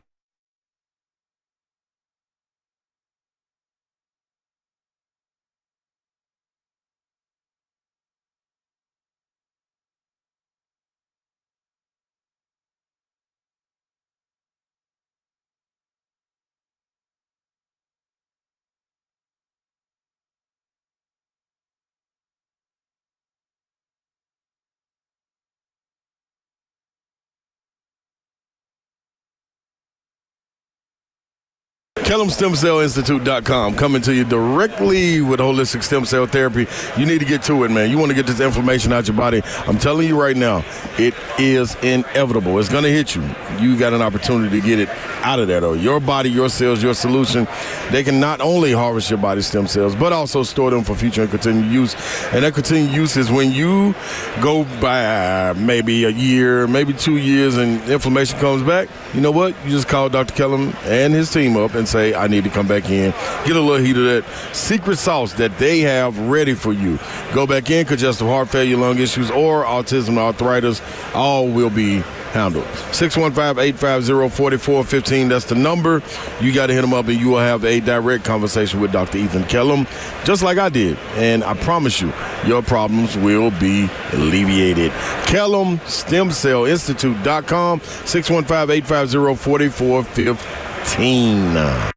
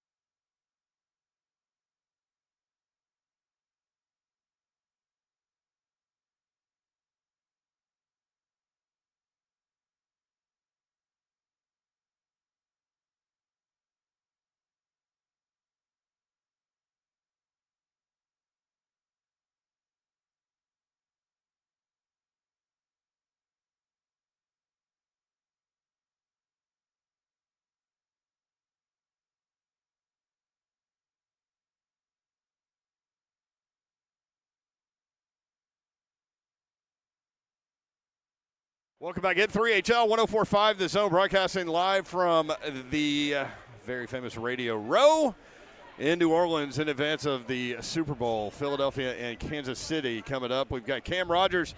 We talk with Cam every year down here. Always enjoy visiting with you. You look like you're about to go play some soccer or something. I'm trying to stand out. You got a fluorescent I call myself green. the king of Radio Row. Like, I'm just kind of leaning into the bit at this point. Nothing wrong with that. Just to paint the picture, Sharpie yellow green. Yeah, it's like a highlight color. This is actually a Rory McIlroy shirt. I was going to say, it looks like he's about to go golf. Very Rory, yes. I would not be able to Which pull is that appropriate. Yeah. I'm wearing golf shirts all week long. So, Cam, and you can follow him on Instagram and Twitter, Cam Rogers Live.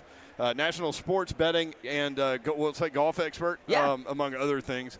Obviously, the big game coming up, and we were talking about it yesterday. Just in a market where the team was not good at all. Yeah. There hadn't been a lot of chatter about the Super Bowl. Are you hearing a lot of chatter about this matchup that we've seen before 2 years ago? It's interesting. The ticket prices relative to what it would have been with like the Bills and Commanders are pretty low, which is interesting, but also not too surprising. Like, obviously, these are two teams that the majority of the country don't want to see in the Super Bowl, right? You got the Chiefs, they're there every year. Like, here we go again. It's kind of like the Patriots of the early 2000s. And then you have the Eagles, who everybody likes to hate as well because of the fan base there and what have you, right or wrong. But, so that's the situation that we're in. It'll be interesting to see, actually, the viewership of this game afterward, what the ratings are compared to last year, compared to the first time the Eagles and Chiefs played.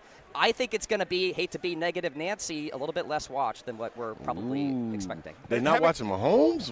Having said all that, I think it's going to be a really interesting game. I agree. How does Spags deal with that run game the Eagles have? Yeah. How does Patrick Mahomes keep pulling rabbits out of his hat? How involved is Kelsey? I mean, there are a lot of great storylines. Can they three-peat? I mean, right. Never been done, obviously. That history has never been done. Never. And you have a 1.5 point spread or whatever it is. Yep. That's what it was last time I looked. It's pretty steady. Yeah, I think you're going to have a tight game. I agree. And listen, I feel like there's this element of when is the pixie dust going to run out for the Chiefs? I was saying this about the Commanders. I go on Fox 5 DC all the time, and it's been a lot of fun. And, I was kind of being Mr. Realist when I was on air with them. I'm like, guys, the Hail Mary, and then you needed 25 points in the fourth quarter to beat the Eagles recently. It's like, when is this all just going to end? And you feel like it's weird to say the Chiefs are due for a loss in the Super Bowl, but I kind of feel like that, And the matchups, to your point, are going to be really interesting. Obviously, the offensive line for Philadelphia against that front seven for Kansas City, very good in terms of defending the run. And then, of course, on the outside, A.J. Brown, I think, is in for a massive game. I do, because I think they're going to stack the box against Saquon. You have to. Yeah. So your pick is Philly. Yeah, I'm kind of clearly just giving you the answer key to the SAT there, if you will. But yes, I am picking Philadelphia to get it done. You believe so you believe in Jalen Hurts to get it done if AJ is out there open and hollering for the ball? Yeah, I think he will. Listen, he delivered the ball nicely in the previous game in the NFC Championship. Now, that was the Commanders' secondary. Exactly. We'll see about the Chiefs' back end. But I will say A.J. Brown is number one in the NFL against man coverage, and I think that's going to be the case here this week. The Chiefs play a lot of man, and when you're stacking the box, you have to play man. Yeah. So Saquon Barkley, unsurprisingly, averages less than 4 yards per carry against 8-man boxes. So that means hello Dallas Goedert, hello A.J. Brown. Right. McDuffie, I can't wait to see that matchup. My thing is also Chris Jones. What's your thoughts on Chris Jones going up against this Eagles front? We'll see how Cam Jurgen is at the center position. We'll monitor the practice reports this week, but I love that offensive line for Philadelphia. Okay. I'm a big boy football fan. No, I'm with you. I think the marriage that we keep talking about it, the marriage that they got going on with Saquon, like you can almost take Jalen Hurts out the picture and just say, snap it to him in the Wildcat. Let him go, man. Perhaps the best tackle tandem in the NFL as well. So that's going to be a fun matchup to watch. It's Chris Jones against that interior. Who wins that battle could be the difference in the game, really. So are you fully into the side, or do you go into the prop margins and all of those things? Again, Cam Rogers, Believe Sports Network. Yeah, so it's interesting. The spread has held steady at -1.5. I don't expect it to move for the rest of the week. The total has been pretty steady at 49. I like the national anthem prop here this week. Under 120.5 seconds, and that's plus money. It's plus 114. John Baptiste will perform. This is the second highest total since 2018, by the way. He performed at the 2017 NBA All-Star Game. He came in at 90 seconds. Wow. Oh, the total is 120. Wow. There's a massive difference. Like, that's a pretty safe bet, right? Yeah. 30? Like, how can it be that big of a difference? That's kind of crazy. It's crazy. Wow. Yeah. So, and then you have Gatorade bath color. I like orange at plus 390. I should be picking lime because of my shirt right now. Yes. Yeah. But it's been a while since Do people really orange. bet that? Oh yeah. Novelty props is what they call it in the industry. And I'm sure there's like a Taylor Swift novelty How many times prop. will she be shown on the telecast? Ugh. The over/under is 6.5. I like the under, honestly. Yeah, because I feel like, this is where you can really dive in. Yeah. People are annoyed by, all the attention or whatever. It was talked about last Super Bowl, and so maybe broadcast crew kind of goes less. Yeah. Less is more. Right. Yeah, Right. okay. And by Although the way, they do go into runs with her. Like if Kelsey catches like two passes in a go right back row, to her. You're right. they're I was right gonna back say, up there. It's dependent on the script of the game. If Yeah. Kelsey balls out or the Chiefs are winning, then Yep. a lot more Taylor. But I'm picking the Eagles to win. Right. So in that sense, maybe less Taylor. And is she close to Mama Kelsey? Does that count if they're showing Mama think it Kelsey? is a factor. Yeah. I Yeah. just wonder. My your prop. We talked a little bit off air. Kendrick Lamar. That's who, like I gotta Yes. see K-Dot. I'm all for K-Dot. Yeah. They not like us. What's your prop bet with K-Dot? Where I you really going? dug into this. So Okay. each of the past 7 artists started with their sets with like a pump-up song. Obviously Right. not their go-to song Right. and not something slow. So you look at Usher, Caught Up. Dr. Dre, Snoop did Next Episode. The Weeknd did Starboy. Yup. DNA is going to be the first song that Kendrick plays, and it's plus 500 odds. You love that. I like that. $100 gets you 500 in profit. Off his second album going there. I like that. Yeah. I like that. All right, now, You're about to okay. go make that Oh, bet, you know, aren't I, you? you, know, Oh, my God. you know I'm down. I'm going with Cam. Wait, and Cam, wait. I'm Did you sending hear him how receipts. aggressive he is? He Yeah. just throws out $100 I on guess- Kendrick Lamar and gets you $500. Is that the I'm with it. neighborhood you want to be in? Is that your unit size? I'm living there. Let's go. I'm cool with that. Same zip code, baby. I can't even. Love it. I can't even. Hey, before we part ways, let's talk a little golf. We Yep. love talking golf with you, and the explosion, I guess, of the TGL Indoor Golf League. Mm-hmm. Are you fascinated by that? Are you surprised by the success? Do you think there are bigger and better things for it? I think it's a good start. Okay. And it's something to do on a Tuesday night, something to watch, right? It's going to be interesting to see, though, the travel schedules for these guys. Like, Rory's playing in the TGL, and then he has to get to Quail Hollow, and, he's got one day to practice on Wednesday. Like, how does that all work? It's something to kind of monitor as we go forward, and you have to wonder if fatigue could be a factor as well. I know it's like you're not walking 18 holes, but you're still swinging a golf club pretty aggressively. Do you think those guys take this as practice a little bit? Potentially. Yeah. I think you kind of have to if you're playing that given week, right? Yeah. So I think it's interesting. I actually just did some research recently and talked to some people I trusted in this whole LIV PGA Tour merger. There is no news. It doesn't sound like the merger is going to happen anytime soon because of the antitrust situation. You have Congress looking into things, the Department of Justice. Now, 47, formerly 45, is saying that he could fix it in 15 minutes. Hey, Classic Donnie boy. Yeah, I was going to say. So we'll see. Confidence pretty Who high pays with him. attention to golf? He does. Yes, Yes, he exactly. He's a deal maker, as they say. So I do like the venue and like how cool that is. It's a high price ticket, but you Yeah. get such close access to Yeah. these dudes. It's funny, I was in Palm Beach for New Year's Eve. I actually spontaneously booked a solo trip to PGA National. My sister gave me a lot of money for Christmas to use on a trip. My very rich sister. Shout out to Amanda. And so I was right by the arena, and I totally spaced on going. But it is an expensive ticket. Yeah. To your point. Yeah. So what about like the accuracy of, because I forget what it was. We were watching one night and I don't know, Tiger's shot missed, where Tiger never misses. Right. So there's some question of like the virtual accuracy of what's going on. Yeah, it makes you go, a little bit, right? Right. Like, how Yeah. 100% is this if it even is close? And I bet it's the best technology you can possibly get. Right. Because it's Tigers League, it's a televised event, that sort of thing. But there's always going to be glitches. There's always going to be issues with that. So I think it's something that they're going to have to work on as we go forward. But again, And people just accept it. And the players accept it. And yeah. it is what it is. And yeah. the key thing, too, is you're not competing with the NFL. It's a Tuesday night. Right. It's What else are prime we gonna watch time. on What a else are we gonna Tuesday? watch? Yeah. NCIS, is that still on? I don't even know. I don't watch. I don't consume TV that way Yeah, anymore. like- Yeah, Streaming is a pain in the butt, too, nowadays. They Yeah. nickel and dime you. Yep. you they know? do. Well, hey, thanks for hopping on. Good to Good to see be you, on, man. guys. Can't miss you, and appreciate it. Glad Cheers. you're doing I'll well. be around. Glad you have a rich sister. There he is. He's Cam Rogers with Believe Sports Network. More 3HL next. 104.5 The Zone.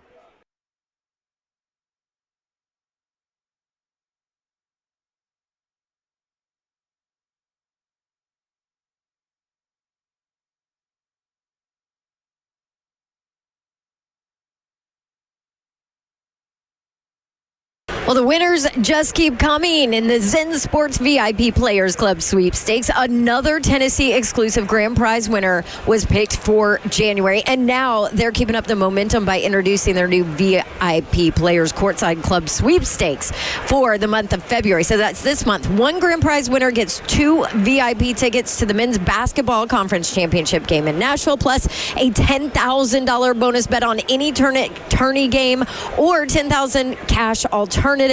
I mean, it's a great couple days to earn entries, by the way, with the big game on Sunday, because you earn entries on every bet you place and every dollar you wager, plus you earn 10 times the entries on all parlay bets. And if you're a new customer, sign up with my code at DAWNTN. That's DAWNTN for Tennessee, and you'll get 500 extra bonus entries. If you're not the grand prize winner, you still win too, by the way.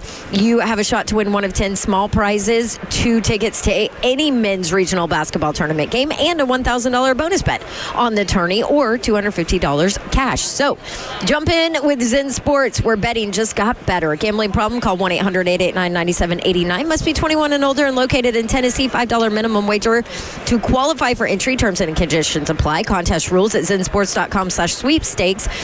A qualifying wager for wager entry must have minimum odds for any leg of the entry of at least minus 250 or worse. American odds for clarity, a wager at minus 251 odds does not qualify.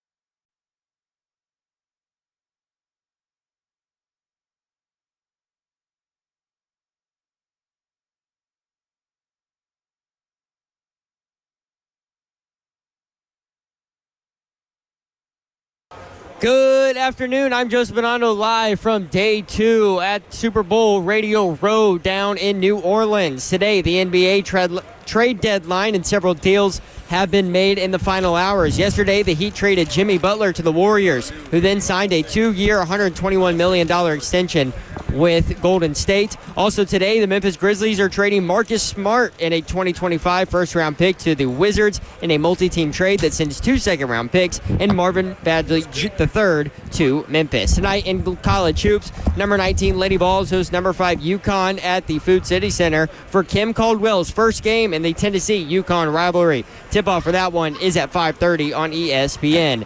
And in NFL news, longtime Bears owner Virginia McCaskey has passed away at the incredible age of 102. For your foundation repair and waterproofing needs, you need to visit USSTN.com. Breaking news at once on your home of the Titans and Vols. This is 104.5 The Zone.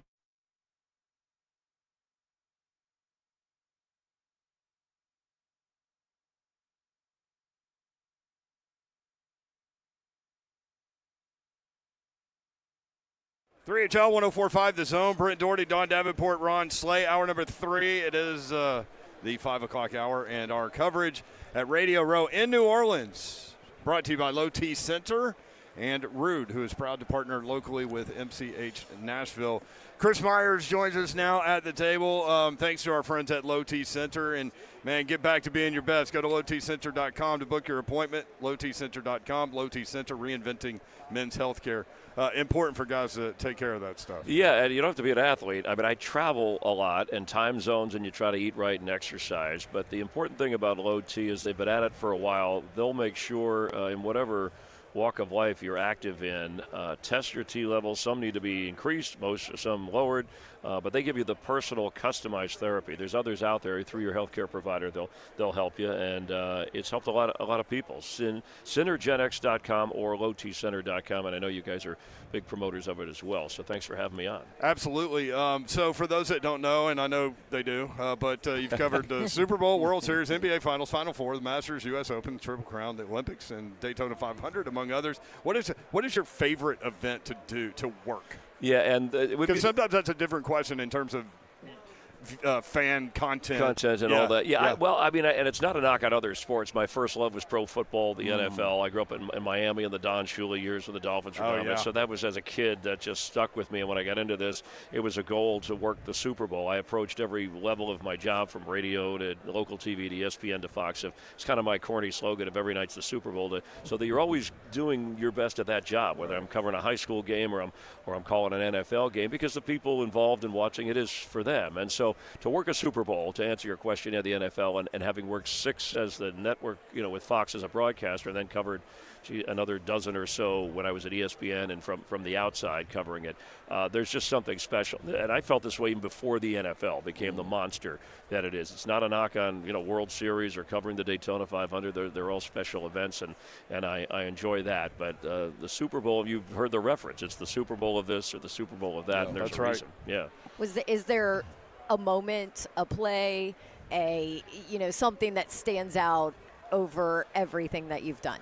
I'm sure there's a few. Yeah, well, I mean, being on the field for the Patriots sideline with Tom Brady when they were down to Atlanta 28-3 in that Super Bowl, and then watching them come back and then rushing to interview Tom Brady, that moment, that level of greatness, and then the irony, he turns out to be a broadcaster, that certainly that stood out to me. And then even the Chiefs with their first Super Bowl win against the 49ers in Miami, with Andy Reid and Mahomes being on that sideline. They were trailing in that game, not quite the comeback, but I think I saw there the level of greatness that they would grow into. I didn't know they'd be a dynasty like we have, but they certainly have been outstanding. So those are a few. And then there was a World Series moment of the Red Sox being down 0-3 to the Yankees and being the reporter. And I still can't believe that happened. In fact, I said something in a report when they were, I didn't believe it. Hey, it's like a funeral around here with the Red. And then Terry Francona the next day, the manager was like, hey,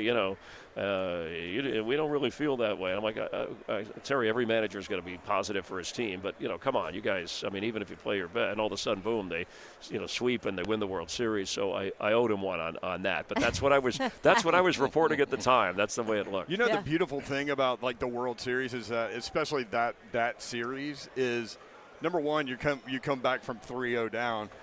Number two, it's against the Yankees. Right. And number three, you're the Red Sox. Yes, the rivalry. That's why like, Yankee fans, it's their worst nightmare. Yeah, but every game is like a book. Yes. You can write a book on every game. I did actually write a book called That Deserves a Wow. Which, what a Yes, segment. he Boy, he's a professional at that. Yeah. That's how we set it up, even though we didn't plan that. But it has a lot of those wow moments in sports. And some, you asked about a moment. There are some sporting events I covered, was there for sports, and other things happened that took us, like A's Giants World Series.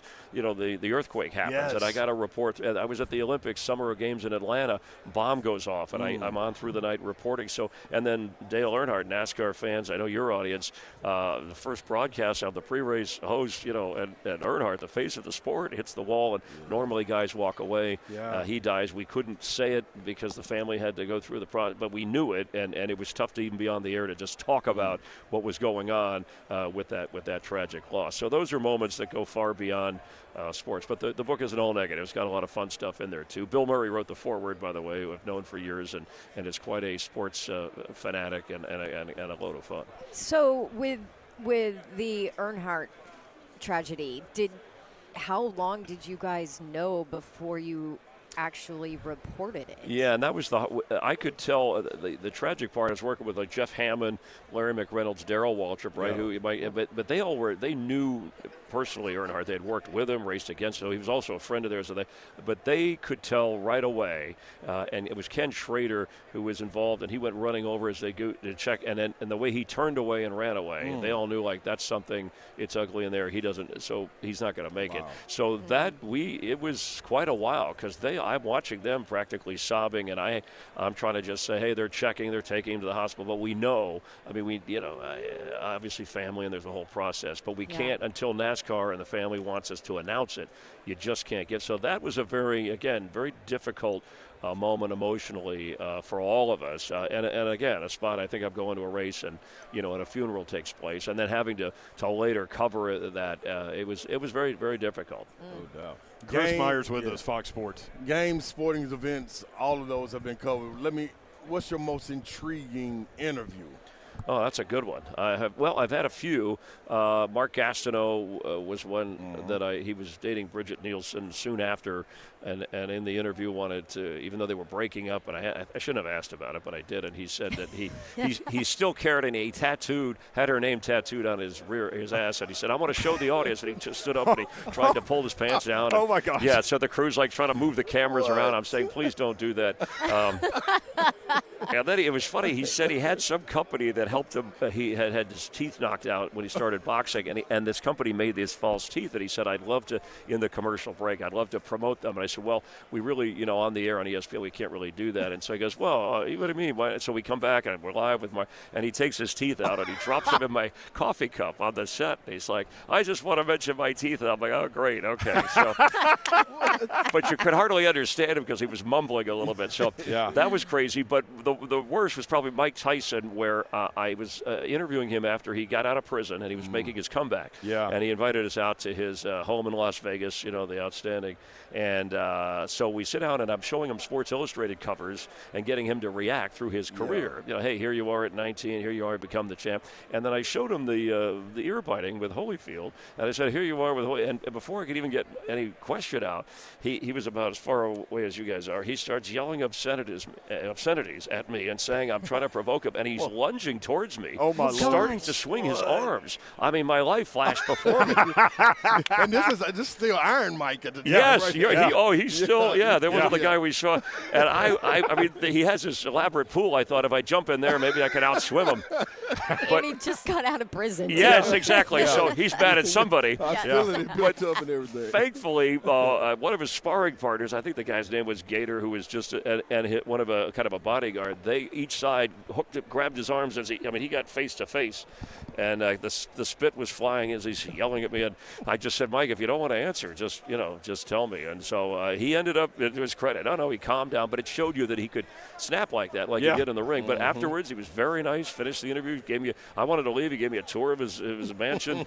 I couldn't get out of there fast enough. So anyway, I know it's a long-winded answer, but those were a couple of difficult ones that you asked about, and there's those stand out. Chris, I love you, man, but you weren't surviving that one. No, I had no chance. Sean. I think prayers is what came to mind. That was, but I never thought that I would. Yeah, I mean, this was. That's outstanding. Yeah, true story. That's so good. Chris Myers with us, Fox Sports. At what point did you know that broadcasting was the thing for you? Early age, grew up in a TV era, right, but also a sports fan, and so had the TV on all the time, watching interviewers, watching games and then listening to the radio before social media was, and calling into a radio station. And I talk about that in the book that it was supposed to call once a night. I would call in as Chris from Miami and then disguise my voice as Duke from North Miami, and I would Wait, get. Are these two different personalities? Yes, the Duke sounded like a bad John Wayne, Johnny Cash voice, like hey, and I'd say I agree with that, Chris. He's got some good comments there. And I had this going for like a year, and they were, they didn't have the phone ID thing that we have now, thankfully. But I was 13 or 14, and they invited me down to the radio set, both of me, Duke and my father. I said to my dad, what should I do? He said, well, tell him you're a lying little brat. You were supposed to be doing your homework. Yeah. So he drove me down there, and he said, you got to be honest. And I thought they were going to tell me to beat it, and they were like, first of all, there's a kid at the door. And so they said, but you know a lot about sports, so when you get your license, you want to work here behind the scenes. So that kind of was the pathway, and it was a chance to just talk more sports and to interview people. It's what's great about radio. We have time to really, and my roots are in that. So, yeah, and I had a radio show at 16 and on a weekend when I wasn't in school. That's incredible. And then it moved from there. So, yeah, you follow the path and things fall into place, even if you don't always go about it the right way. Chris Myers with us on 3HL. What do you think about this Super Bowl? I like it. Good game, good matchup. Eagles, I think the Chiefs, I keep saying, I think they're ready to lose, but they don't because they have Mahomes and Reed. They're the difference makers. This is a great opportunity that Philadelphia matches up well. I'm sure you guys have, beat the matchups to death, but they can run the ball. And I believe sincerely, too, if they do try to bottle up Barkley, meaning the Chief defense, that Jalen Hurts, not necessarily throwing it because you're susceptible to mistakes, but he can run for a 100-yard day, or at least, that's going to put the Chiefs in a different position defensively. The Eagle defense is playing great. I know there's a lot of stats and numbers that favor Kansas City. I think at the end of the day, though, if it's a one-score game, and that's why they've won 17 in a row, I can't go against Mahomes. Even if, and I know some people are chiefed out, but they're pretty impressive. This is where I am. I want to go Eagles with Saquon in that run game, but I keep thinking about Spagnuolo on defense for the Chiefs. He figures everybody out. Yep.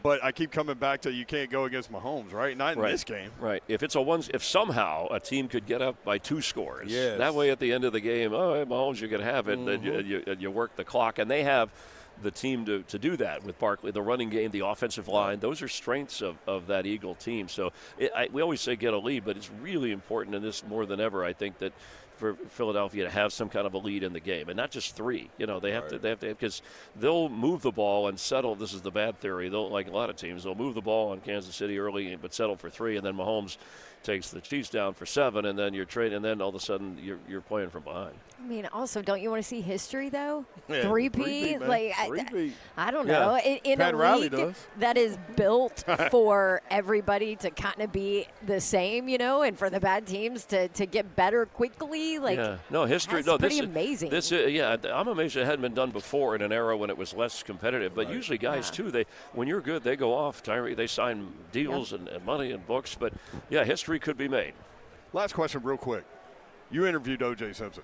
Yeah. What was your takeaway from that? Oh, well, first live interview after both trials, and he turned down Barbara Walters because she would only tape it, and he was worried that they would edit it. So he said, I'll do it if you do it live on ESPN. And I studied, had a chance. I saw the documentation of what went on in the courtroom, stuff that maybe the jury didn't even get to see, or the judge. There was no way he didn't do it. He may have had some help. And I tried to ask him, I tried to ask the questions that we would all ask if he had taken the stand, and I didn't want to be the judge or the jury at the time in terms of preparing it. But I think he really believed his own kind of story about it. I asked if he was capable of killing, if he had blacked out, was he searching for the real killers. But the irony is we're doing this live, and it shows you how out of touch he was. We're showing about his ex-wife being, when there was domestic abuse and their lives lives being lost. We hit a break, and he turns to me, and he says, hey, I got an open tee time at the Riviera Country Club if you want to join us for golf next week. And I'm like, hey, we were just talking about, that he was that out of, and his PR person came running out. You can't ask these questions. He goes, no, I got this. I'll be fine. And it was a really weird. It was like talking to two different mindsets. Yeah. But he knew how to spin stuff. He was that was one of first of all, it was a trial in terms of the athlete. It was his mega trial. But his having, and it was debatable doing it because people thought I was glorifying a killer. Or I would, but we didn't. In fact, that's how we ended the interview. He said, "It was great talking sports with you," and I was like, it was sarcastic because we went 45 minutes live and never talked sports. We talked about the trial, but he's the one who wanted to come on. I think he wanted to try to win the approval of people. Hey, I'm really a nice guy, and that still shows you how out of touch he was. You can find that interview on YouTube. I would suggest you watch it. If you want, it's amazing. All these years later, now that we know some of the things we know, and even then, it's funny. It's the only interview I never watched back. I usually watch everything back, but I felt like I should have pressed him more, but I didn't want to come off like I'm the prosecutor. You gotta just present the facts and let people judge for themselves. That's exactly right. Yeah, and most people did feel the way that I felt afterwards, including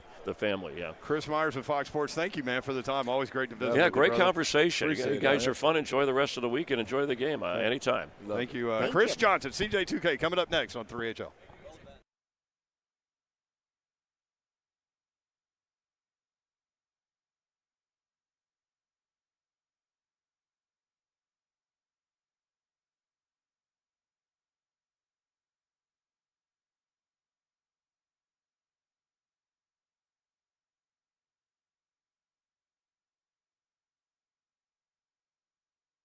All right, fellas and ladies, listen, I got something for you. You want to get that confidence booster back up?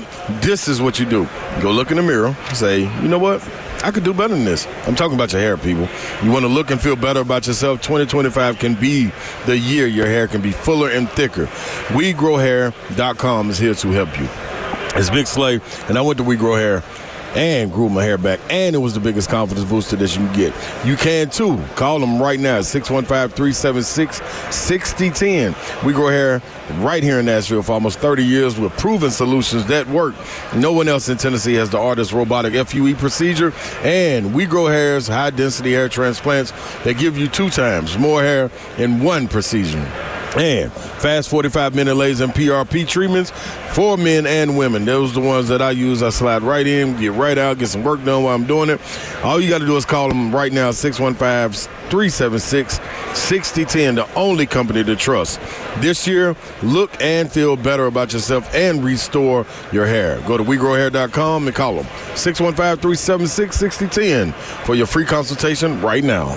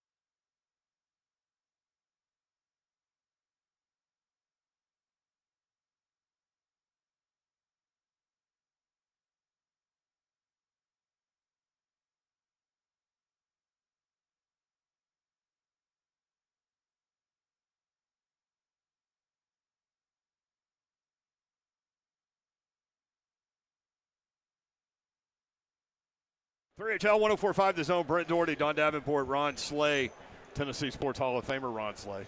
I'll take that. Trying to run it over my guy one time, man. Bruce Johnson, CJ2K sitting down at the table. A little too fast. Man, how about that? Tennessee Sports Hall of Famer. Tennessee Sports Hall of Famer. CJ2K. Look at this, Don. We're slipping, man. Yeah, I know. We're just we're surrounded by greatness. You got any tips for our boy here? How I need to go in there, Man, CJ? just go in there. Make sure you're sharp. Yeah. Enjoy yourself, man. It's that. going to be a nice event. Just enjoy yourself. You need some ice around your neck, like CJ. I'm gonna have to tap in. I'm gonna holler at Pack, man. Pack can get me together. Pack get you together. He'll get you right. Center Jacks and Low T Center bring their expertise in testosterone therapy to the Super Bowl with their team of legend brand ambassadors. CJ included in this group. What you got going with Low T, man? Oh, man, just standing and just, trying to push the message on going to get tested. Like anything else you got going on, you're just not going to let anybody just give you anything or no over-the-counter or anything. Yeah. It's good to go get tested because once you start creeping up there, 39, 40, I'll be 40 next year. And then, the energy. Damn, son. The energy is low. Your energy is low. You don't have that same energy in the morning, that same kick. And it's best just to go get tested to see what type of dosage you need. Yep. You go Low T Center, you'll be running 4.3 before you know it. Yeah, well, I need man. When's the last time you ran a 40? Oh, at the combine. Once it's set, you don't need to go back. It's already established. Yeah, that's the so combine funny. is last time, yeah. That's Man, qualified right that's there. awesome. We were just talking about that 2,000-yard season. So many questions, such a big picture thing. Like, how do you feel about that? Like, And it's great. You think about it still? Yeah, it's only 9 in the history that have done it, and I don't think people understand. Like, as long as the NFL been around, and it's only 9 guys to run for 2,000 yards in the whole history of the NFL, like it's crazy. What did you think about Saquon's season this year, I loved it, man. I loved it. I wanted him to go get that record. Yeah. But I understand both sides of it, man. The Super Bowl is more important, but I feel like once he retired, he might regret it. Yeah. Record that close. That close. And he was going to go get it. He he was going to get it. Probably in the first half. It's funny. Right. It was kind of a sports talk, like, healthy debate going into that game. Like, what would you do? Right, and, right. It was kind of 50-50. Everybody kind of had their own answer. But right. You can't fault a guy for chasing history, but you can't fault him for sitting out. I wonder what already went into it. Yeah. I don't think it was just ultimately his decision. You don't think that? No, I don't think so. I really wonder what all went into that, like coaches, GMs, and him and all that. So, yeah, I don't know. What do you think about the running back position? We've talked over the years about the devalue of the position, but then now you see what Saquon's doing, and of course we know Derrick Henry, and then you're like, okay, well, maybe it's coming back a little bit. What do you think about it? Right. I honestly don't think it ever left. Yeah. I just think they wasn't. They didn't want to pay them guys or whatever what they deserve. Yeah. You think about the two guys you just named. Their previous team gave up on them, and then think that like they was out of their prime. Didn't think they was good anymore or worth it, and then they go somewhere else and have those type of years. Like Derrick go for 1,900, Saquon go for 2,000, and 2 teams just gave up on them guys. That's crazy. Let me ask you this: in your career, now that it's over and set, have you ever sat back and thought about the company that you're in with? When you think about that franchise and the running back, Earl Campbell, Eddie George, you and Derrick Henry. Yeah. Like, you talk about the 9 people that did the 2,000 yards. Yeah. But when you look across the entire league and a franchise, whether it be the Oilers and the Titans, that's a special little company right there, too. Yeah, it's definitely a special company, and I say it all the time. Yeah. I don't think it's another organization that have the type of backs that we had. Yeah. Me, Derrick, Eddie, Earl. You put those names out there, I feel like we Mount Rushmore of the running backs. Like, just being real. Yeah. 2,000-yard rushers. Come on, man. Like, Yeah. Crazy. And then y'all, not only was it that, and y'all so impactful, but the longevity that all y'all had. Right, Yeah. right. All those guys at least 10 years plus. Yeah, it's crazy. You know what's funny, too? The Eddie George, Chris Johnson debate still goes. It was in our chat last week. People were bringing it up. You know, it's just it's crazy. Right. All right. So, what do you think about what the Titans are doing right now? Where they are right now? I mean, number 1 overall pick. Here it is. But a new GM, and I know that you have. When Miss Amy took over, she made sure that, you know, all of the ex-players were welcomed back with open arms and all of that. But where do you feel the franchise is right now in the position that they're in? I think, well, obviously, sorry, baby. Look at that. Another great running back. Marshall Faulkner running over. Obviously, us picking number 1, we're not where we want to be, or where we need to be. Yeah. Obviously, we're the worst team in the NFL right now. We're picking 1. But we're going to see who we pick. I think we should go Travis or whatever. I think so. But as an organization in a whole, you know, Miss Amy, she's been doing a great job. And just me knowing her, knowing where her ultimate goal is, what she wants. She wants to win. You know, and I feel like she want to win now, and she going to do whatever it takes. I feel like we can have more former players involved in the organization, jobs, whether it's coaches, whether it's upstairs and things like that. I feel like that will help Tennessee tremendously. It's a lot of other teams do it. Pittsburgh does it. Houston does it, things like that. So, you know, I've been doing the right things on my end to try to get in some type of way. But I think that'll help us as an organization and try to get back to where we need to get to. Yeah. Interesting. Yeah, you're taking the scouting road. Yeah. Now I've talked about it in the middle of the season. I ran into you at a game when you were scouting. So do you enjoy that? And is it?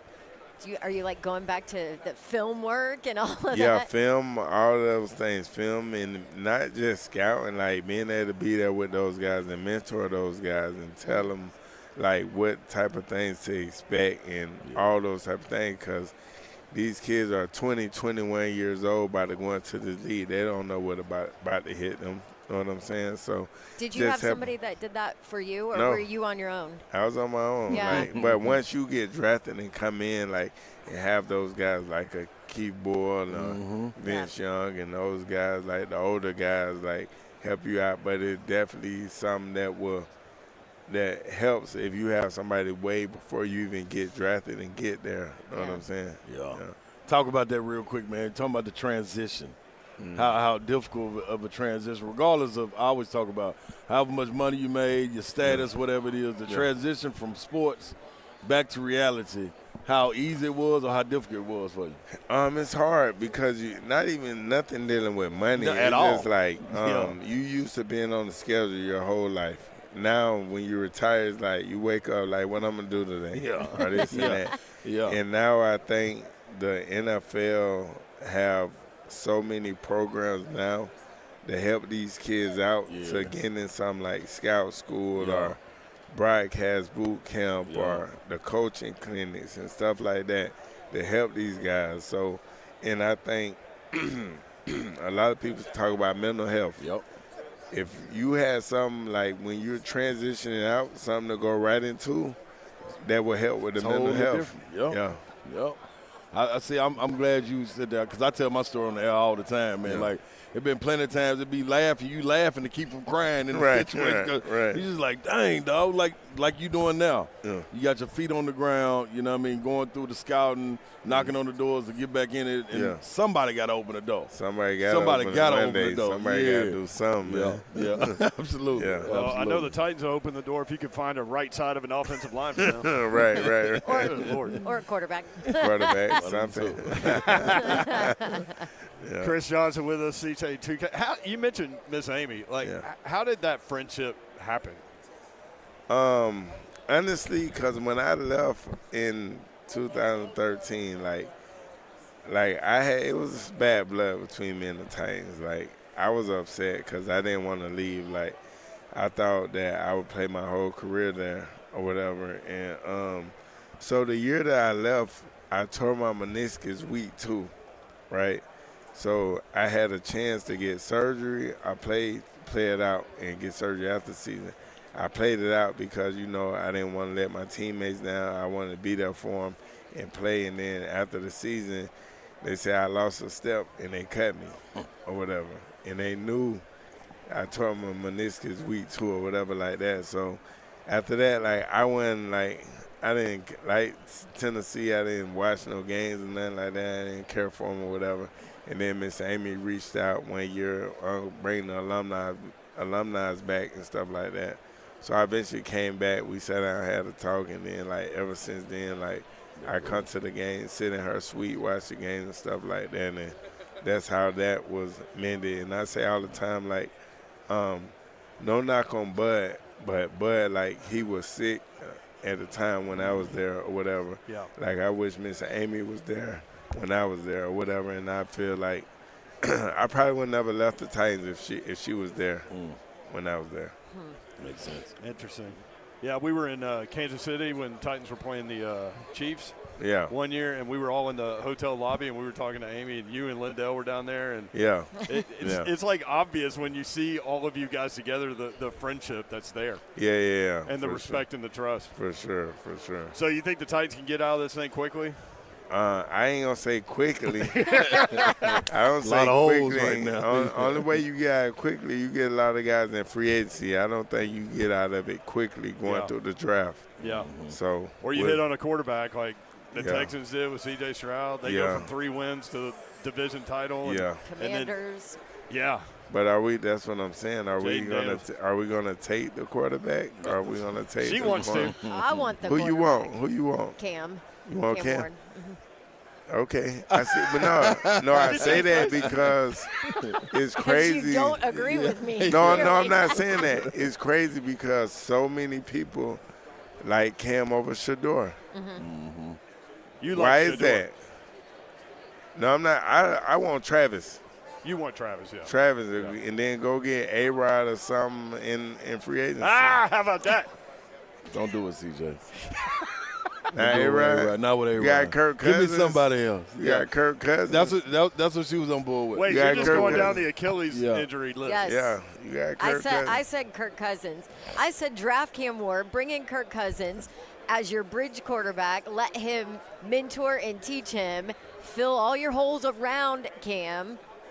And then he can go next year. But why don't you get Travis? I was just gonna say, what is it about Travis though? Yes. You getting a guy that can play receiver and corner, return guy, all that. You filling up like 2 or 3 holes with one guy. Can that happen in the league nowadays? I don't think he'll play full time both ways, but you will get a corner. So and which then you position? Cornerback, and then you bring him in on certain plays. In the package for him. I like it. Yeah. There he is. He's a generational talent. That's what I want you to get to. It's like a LeBron. That's what I want you to get to. I'm not saying he's going to be there. I don't know that yet. Yeah. But he's a generational talent, I think. And know, sometimes you can't pass up on guys. Yep. Good choice. I mean, it's true. But you know what the argument is? What? He's not the best corner in the draft, and he's not the best receiver in the draft. No, but he's the best player. Hello. There he is. He's CJ2K.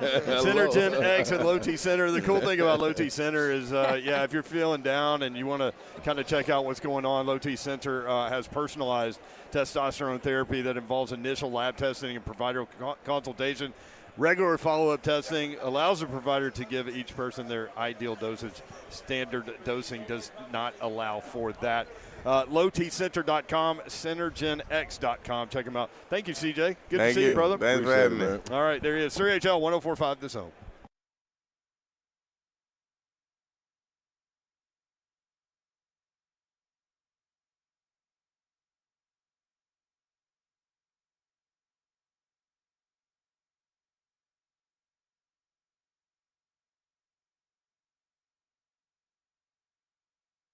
Okay, I got to talk to my fellas out there now. I got a question for you. You can answer it. How are the things going in the bedroom? You know what I'm talking about, right? You're happy. Is your partner, are they happy?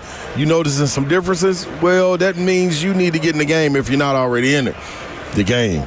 It can happen. GameDayMen'sHealth.com. 615-898-9367. Call or text this number right away to get involved. Change that lack of desire, that energy performance issue.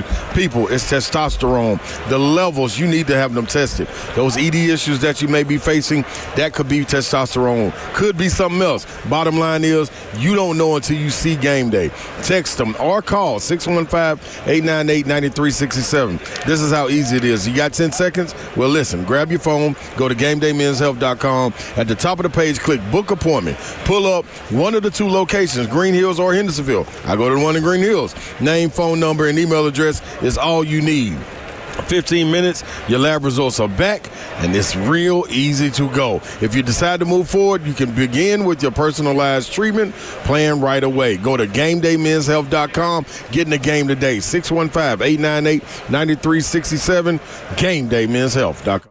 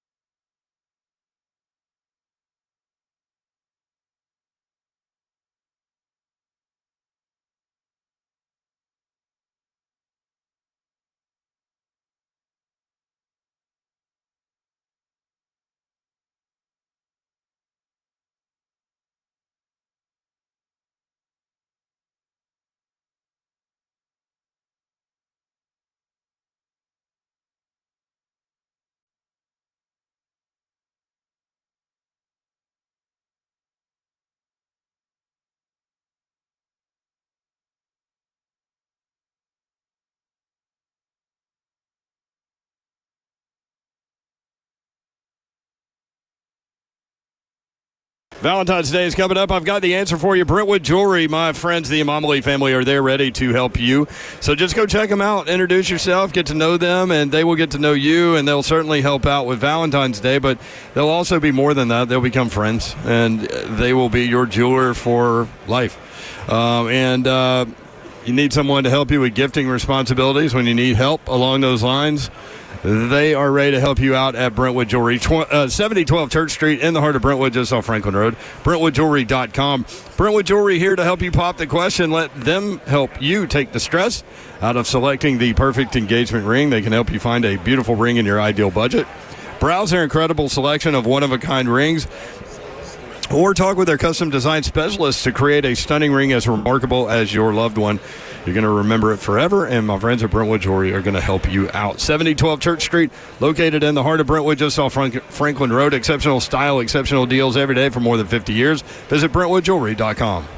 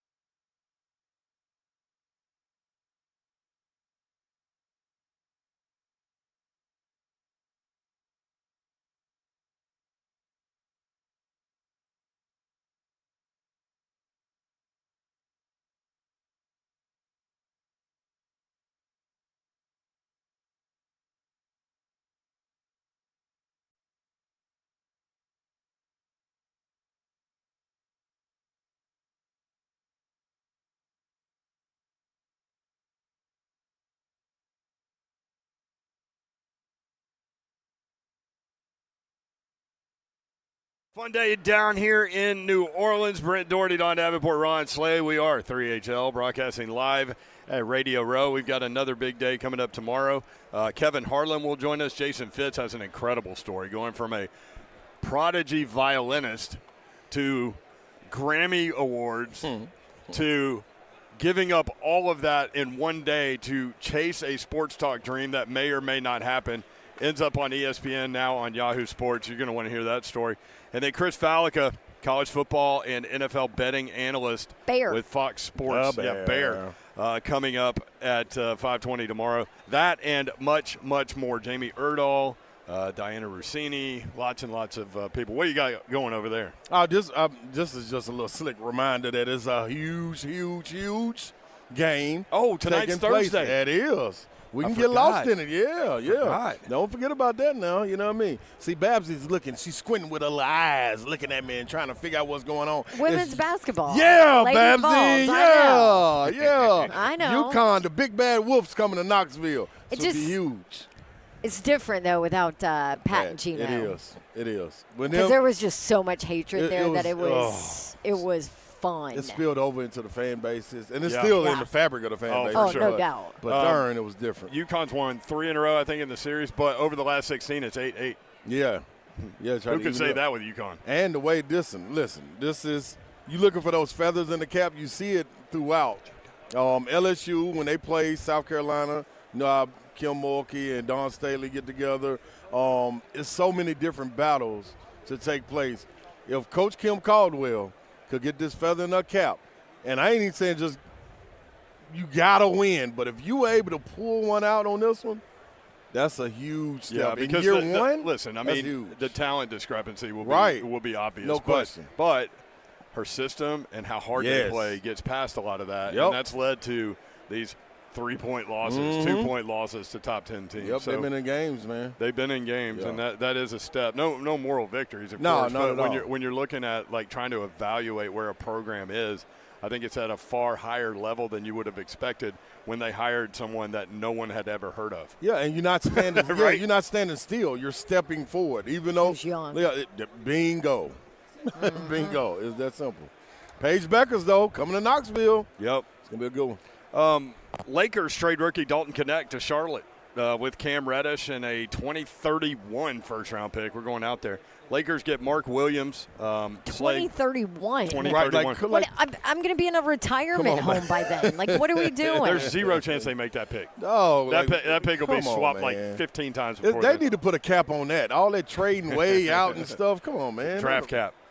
So the Lakers get Mark Williams, a center. Knecht, 9.4 points per game. He had 24 the other night. 3.1 rebounds, shooting almost 50% from the floor, 46.5. Reddish, just 3.3 points, an auxiliary piece for sure, 2.0 rebounds.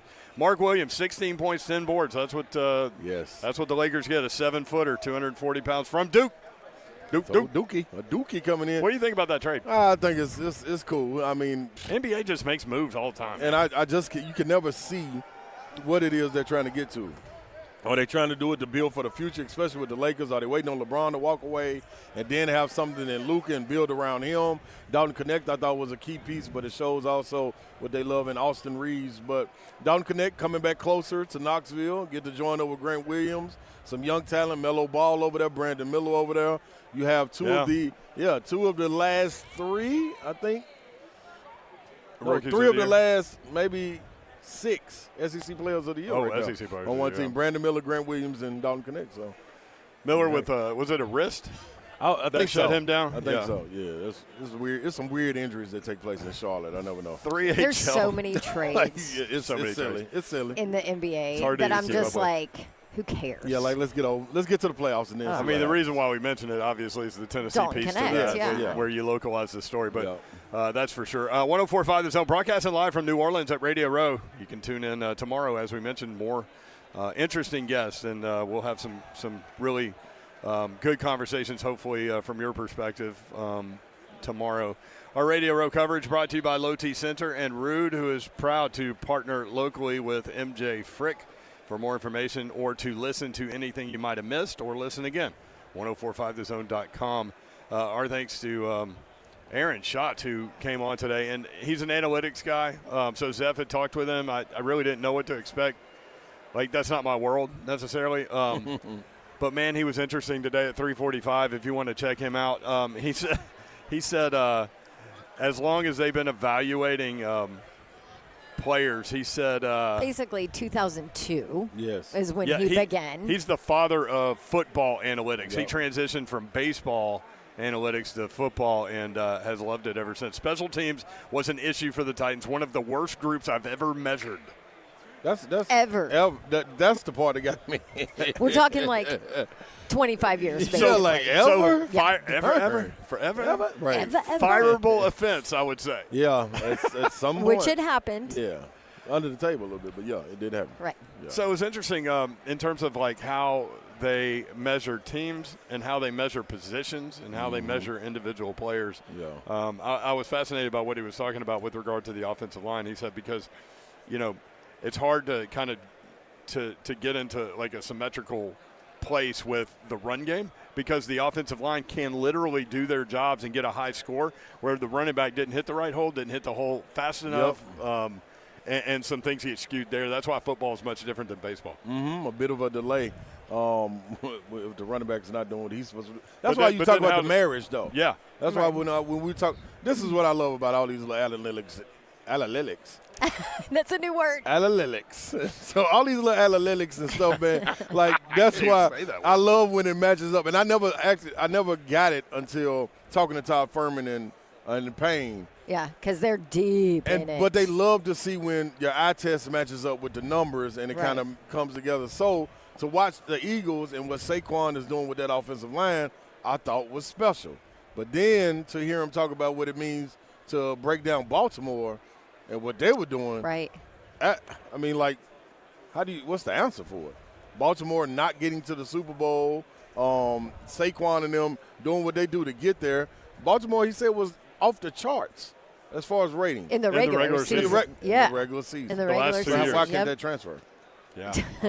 But see, and that's the whole thing. I distinctly remember that conversation I had with Lane Kiffin early on when he was at Ole Miss, where the analytics cannot measure everything. Yep. And the analytics are so different in football because your analytic whatever is affected by the person who's next to you, affected by, every single little thing affects the analytics, and it can't measure emotion. And I remember Kiffin saying that. He was like, listen, I am all about the analytics, but at some point you have to go with gut and emotion, and he was more speaking about decisions during games and all of that. When you're talking, do you go for it on fourth down? Do you kick? Do you go for it? Do you field goal, settle for a field goal? All of that. So that was kind of more of the conversation. But even as a whole, big picture, when it comes to analytics, it just cannot measure everything. It can give you something to make you better. Yep.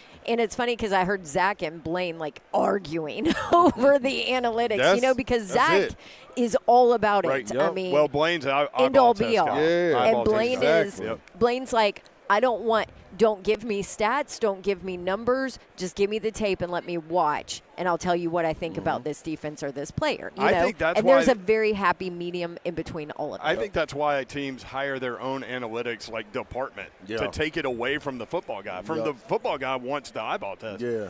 The eye in the sky don't lie. They said that for years, right? So that's the way they want to go. So good. Don't make them do that. I wonder how much people will start to use that as far as negotiating. Because if I test out great and my eye test isn't great, then I'm going to tell you what. I'm going to the table with my analytics and showing them, look how productive I am. You just don't get to see anything else that I do. So, boom. Sorry, I was looking at the Lawan busing guys, man. Compton over there. 3HL 1045. Yeah, they've been making the rounds. They're wandering around as you would expect. Them and Pat Lots of McAfee, people today. loudest in the room, maybe. Should be. Of course. Or Slay. Hey, yeah, don't leave me out, Babsy. Especially when he runs into Pac-Man. Yeah, buddy. Yes, he's another loud one. That's right. We are in the building. No, there have been a lot of people here. Bryce Young was here. Yeah. Shador was here. We were hoping to grab him for a second. Joe Burrow, Mason Crosby. Who else have we seen wandering around? The Emmett. rounds are being made. Emmett said hi to us. Emmett was here? Yep. Joe Montana. I saw him. There you go. Emmitt Smith. You're right. Hey, Nashville, hey, Zone, hey, guys. Oh, look at that. What up, baby? Yeah, lots of people walking around, no question. What about CJ? In the last segment, man, CJ really opened up 2K. as to why he was upset when he left here.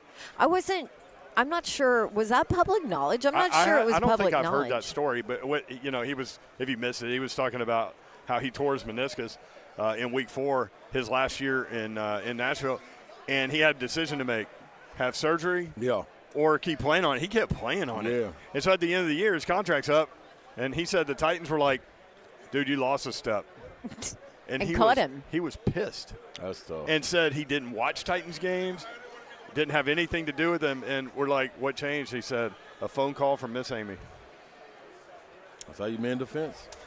And then they developed their friendship, and now he's great and doing his scouting thing. You ran into him in Orlando not too long ago. Well, and he was pretty adamant that he wants to be back with the Titans franchise in some capacity to help the players, Yep. Because I thought it was interesting, too, that he said he never had that, at least collegiately, he never had that guy that got him ready, that gave him the warning. Slay, I know you try to do it for especially the Vols players who are about to embark into the professional world. But that's it's wild, man. It's interesting how much. I can't believe he's 40. Him and Lindale. We ran into Lindale last night as well, and he was like, "Yeah, I turned 40 here coming up." I'm like, "How? Like, there's no way." It happens fast. Because then that makes me feel really old because I covered them during that time with the Titans. I'm like, oh. It happens. But so yeah, fast. anyway, talk about just maturity. I've always loved CJ. You guys know that. He knows that. He was always my favorite. Yeah, he's like, I know. He was always my favorite, even when people would have negative things to say about him. I'm like, this dude has the biggest heart. He's one of my favorites ever. But it's been fun to watch his maturity and now watch his path as he's trying to kind of jump into the scouting world, and who knows, maybe he ends up back with the Titans franchise in some kind of role like that. Before we get out of here, let's talk a little SEC basketball. Tennessee last night used a 36-16 run to pull ahead of number 15 Missouri in the second half and grab another top 25 win, 85-81. That's the beauty of playing in a conference with everybody in that quad one range, man. The quad one wins coming out of the SEC for these teams, they're going to be loaded. They're going to happen a lot, man. That was a good win. Great win. Missouri, you were down good, 11 there, and that's what it can't keep getting lost, man. How if your team wins or loses, your team is really good. I promise you. It's just going up against a team that's good too, night in and night out. But to be down 11 points, 10 or 11, and to be able to fight back, man, that was dope to see. Zakai Ziegler shows what's missing when he's not on the court. To be able to go 4 for 4 from 3 was huge. Igor was another guy that was out. Both of them come back and score 20-plus points in a valiant effort, moving the ball, getting after Missouri, and playing defense the way they did. That was huge, man. So Tennessee off to the right track. Got Oklahoma on Saturday. They can continue to stack wins, and then got the Vandy revenge tour. At Kentucky. There you go. Get some get back. Speaking of Milicic, Vol Hoops, Igor Milicic, this is from OptaStats, the only NBA, WNBA, or Division I men's or women's player this century to have a game with 20 or more points, 10 or more rebounds, 5 or more assists, 4 or more block shots, 2 or more steals, 75% from the floor, 50% from 3, and 75% from the free throw line. How about that? Fill it up. Fill it up, Euro. They're so much better when he's involved offensively. You got to have him. And a lot of that, too, is just not about them getting him involved, but him being engaged, too. That's the other part that gets lost. You got to be engaged as a player, too. 21 points, 10 rebounds, 5 assists. So Tennessee players in the last 25 seasons with 20 points, 10 rebounds, 5 assists in a game. Igor Milicic against Missouri. Grant Williams in 2018 against Eastern Kentucky. Tyler Smith in 2009, who had the only triple-double, UGA. And against Western Carolina in 2002, Ron Slay. Hey, put me on the list. Look at that. Don't keep bumping me down the list, man. I want to see greatness continue, but don't keep bumping me down. Then I'm going to be forgotten, dog. Don't forget about me. You're at the bottom of that list I know. now. So one more. It's only 4. One more time. Yeah. I'm One out more the door. time, you might be off I'm it. out the door, man. I'm out the door. Hey, the list ain't got no roof. Somebody else just kicked me off the list. They did, dude.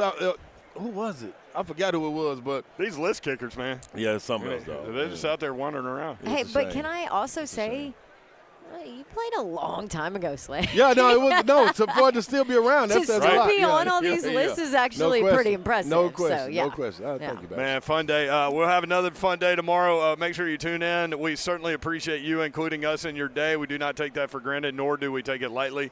Have a great night. Good night. God bless. See ya. Wouldn't want to be unless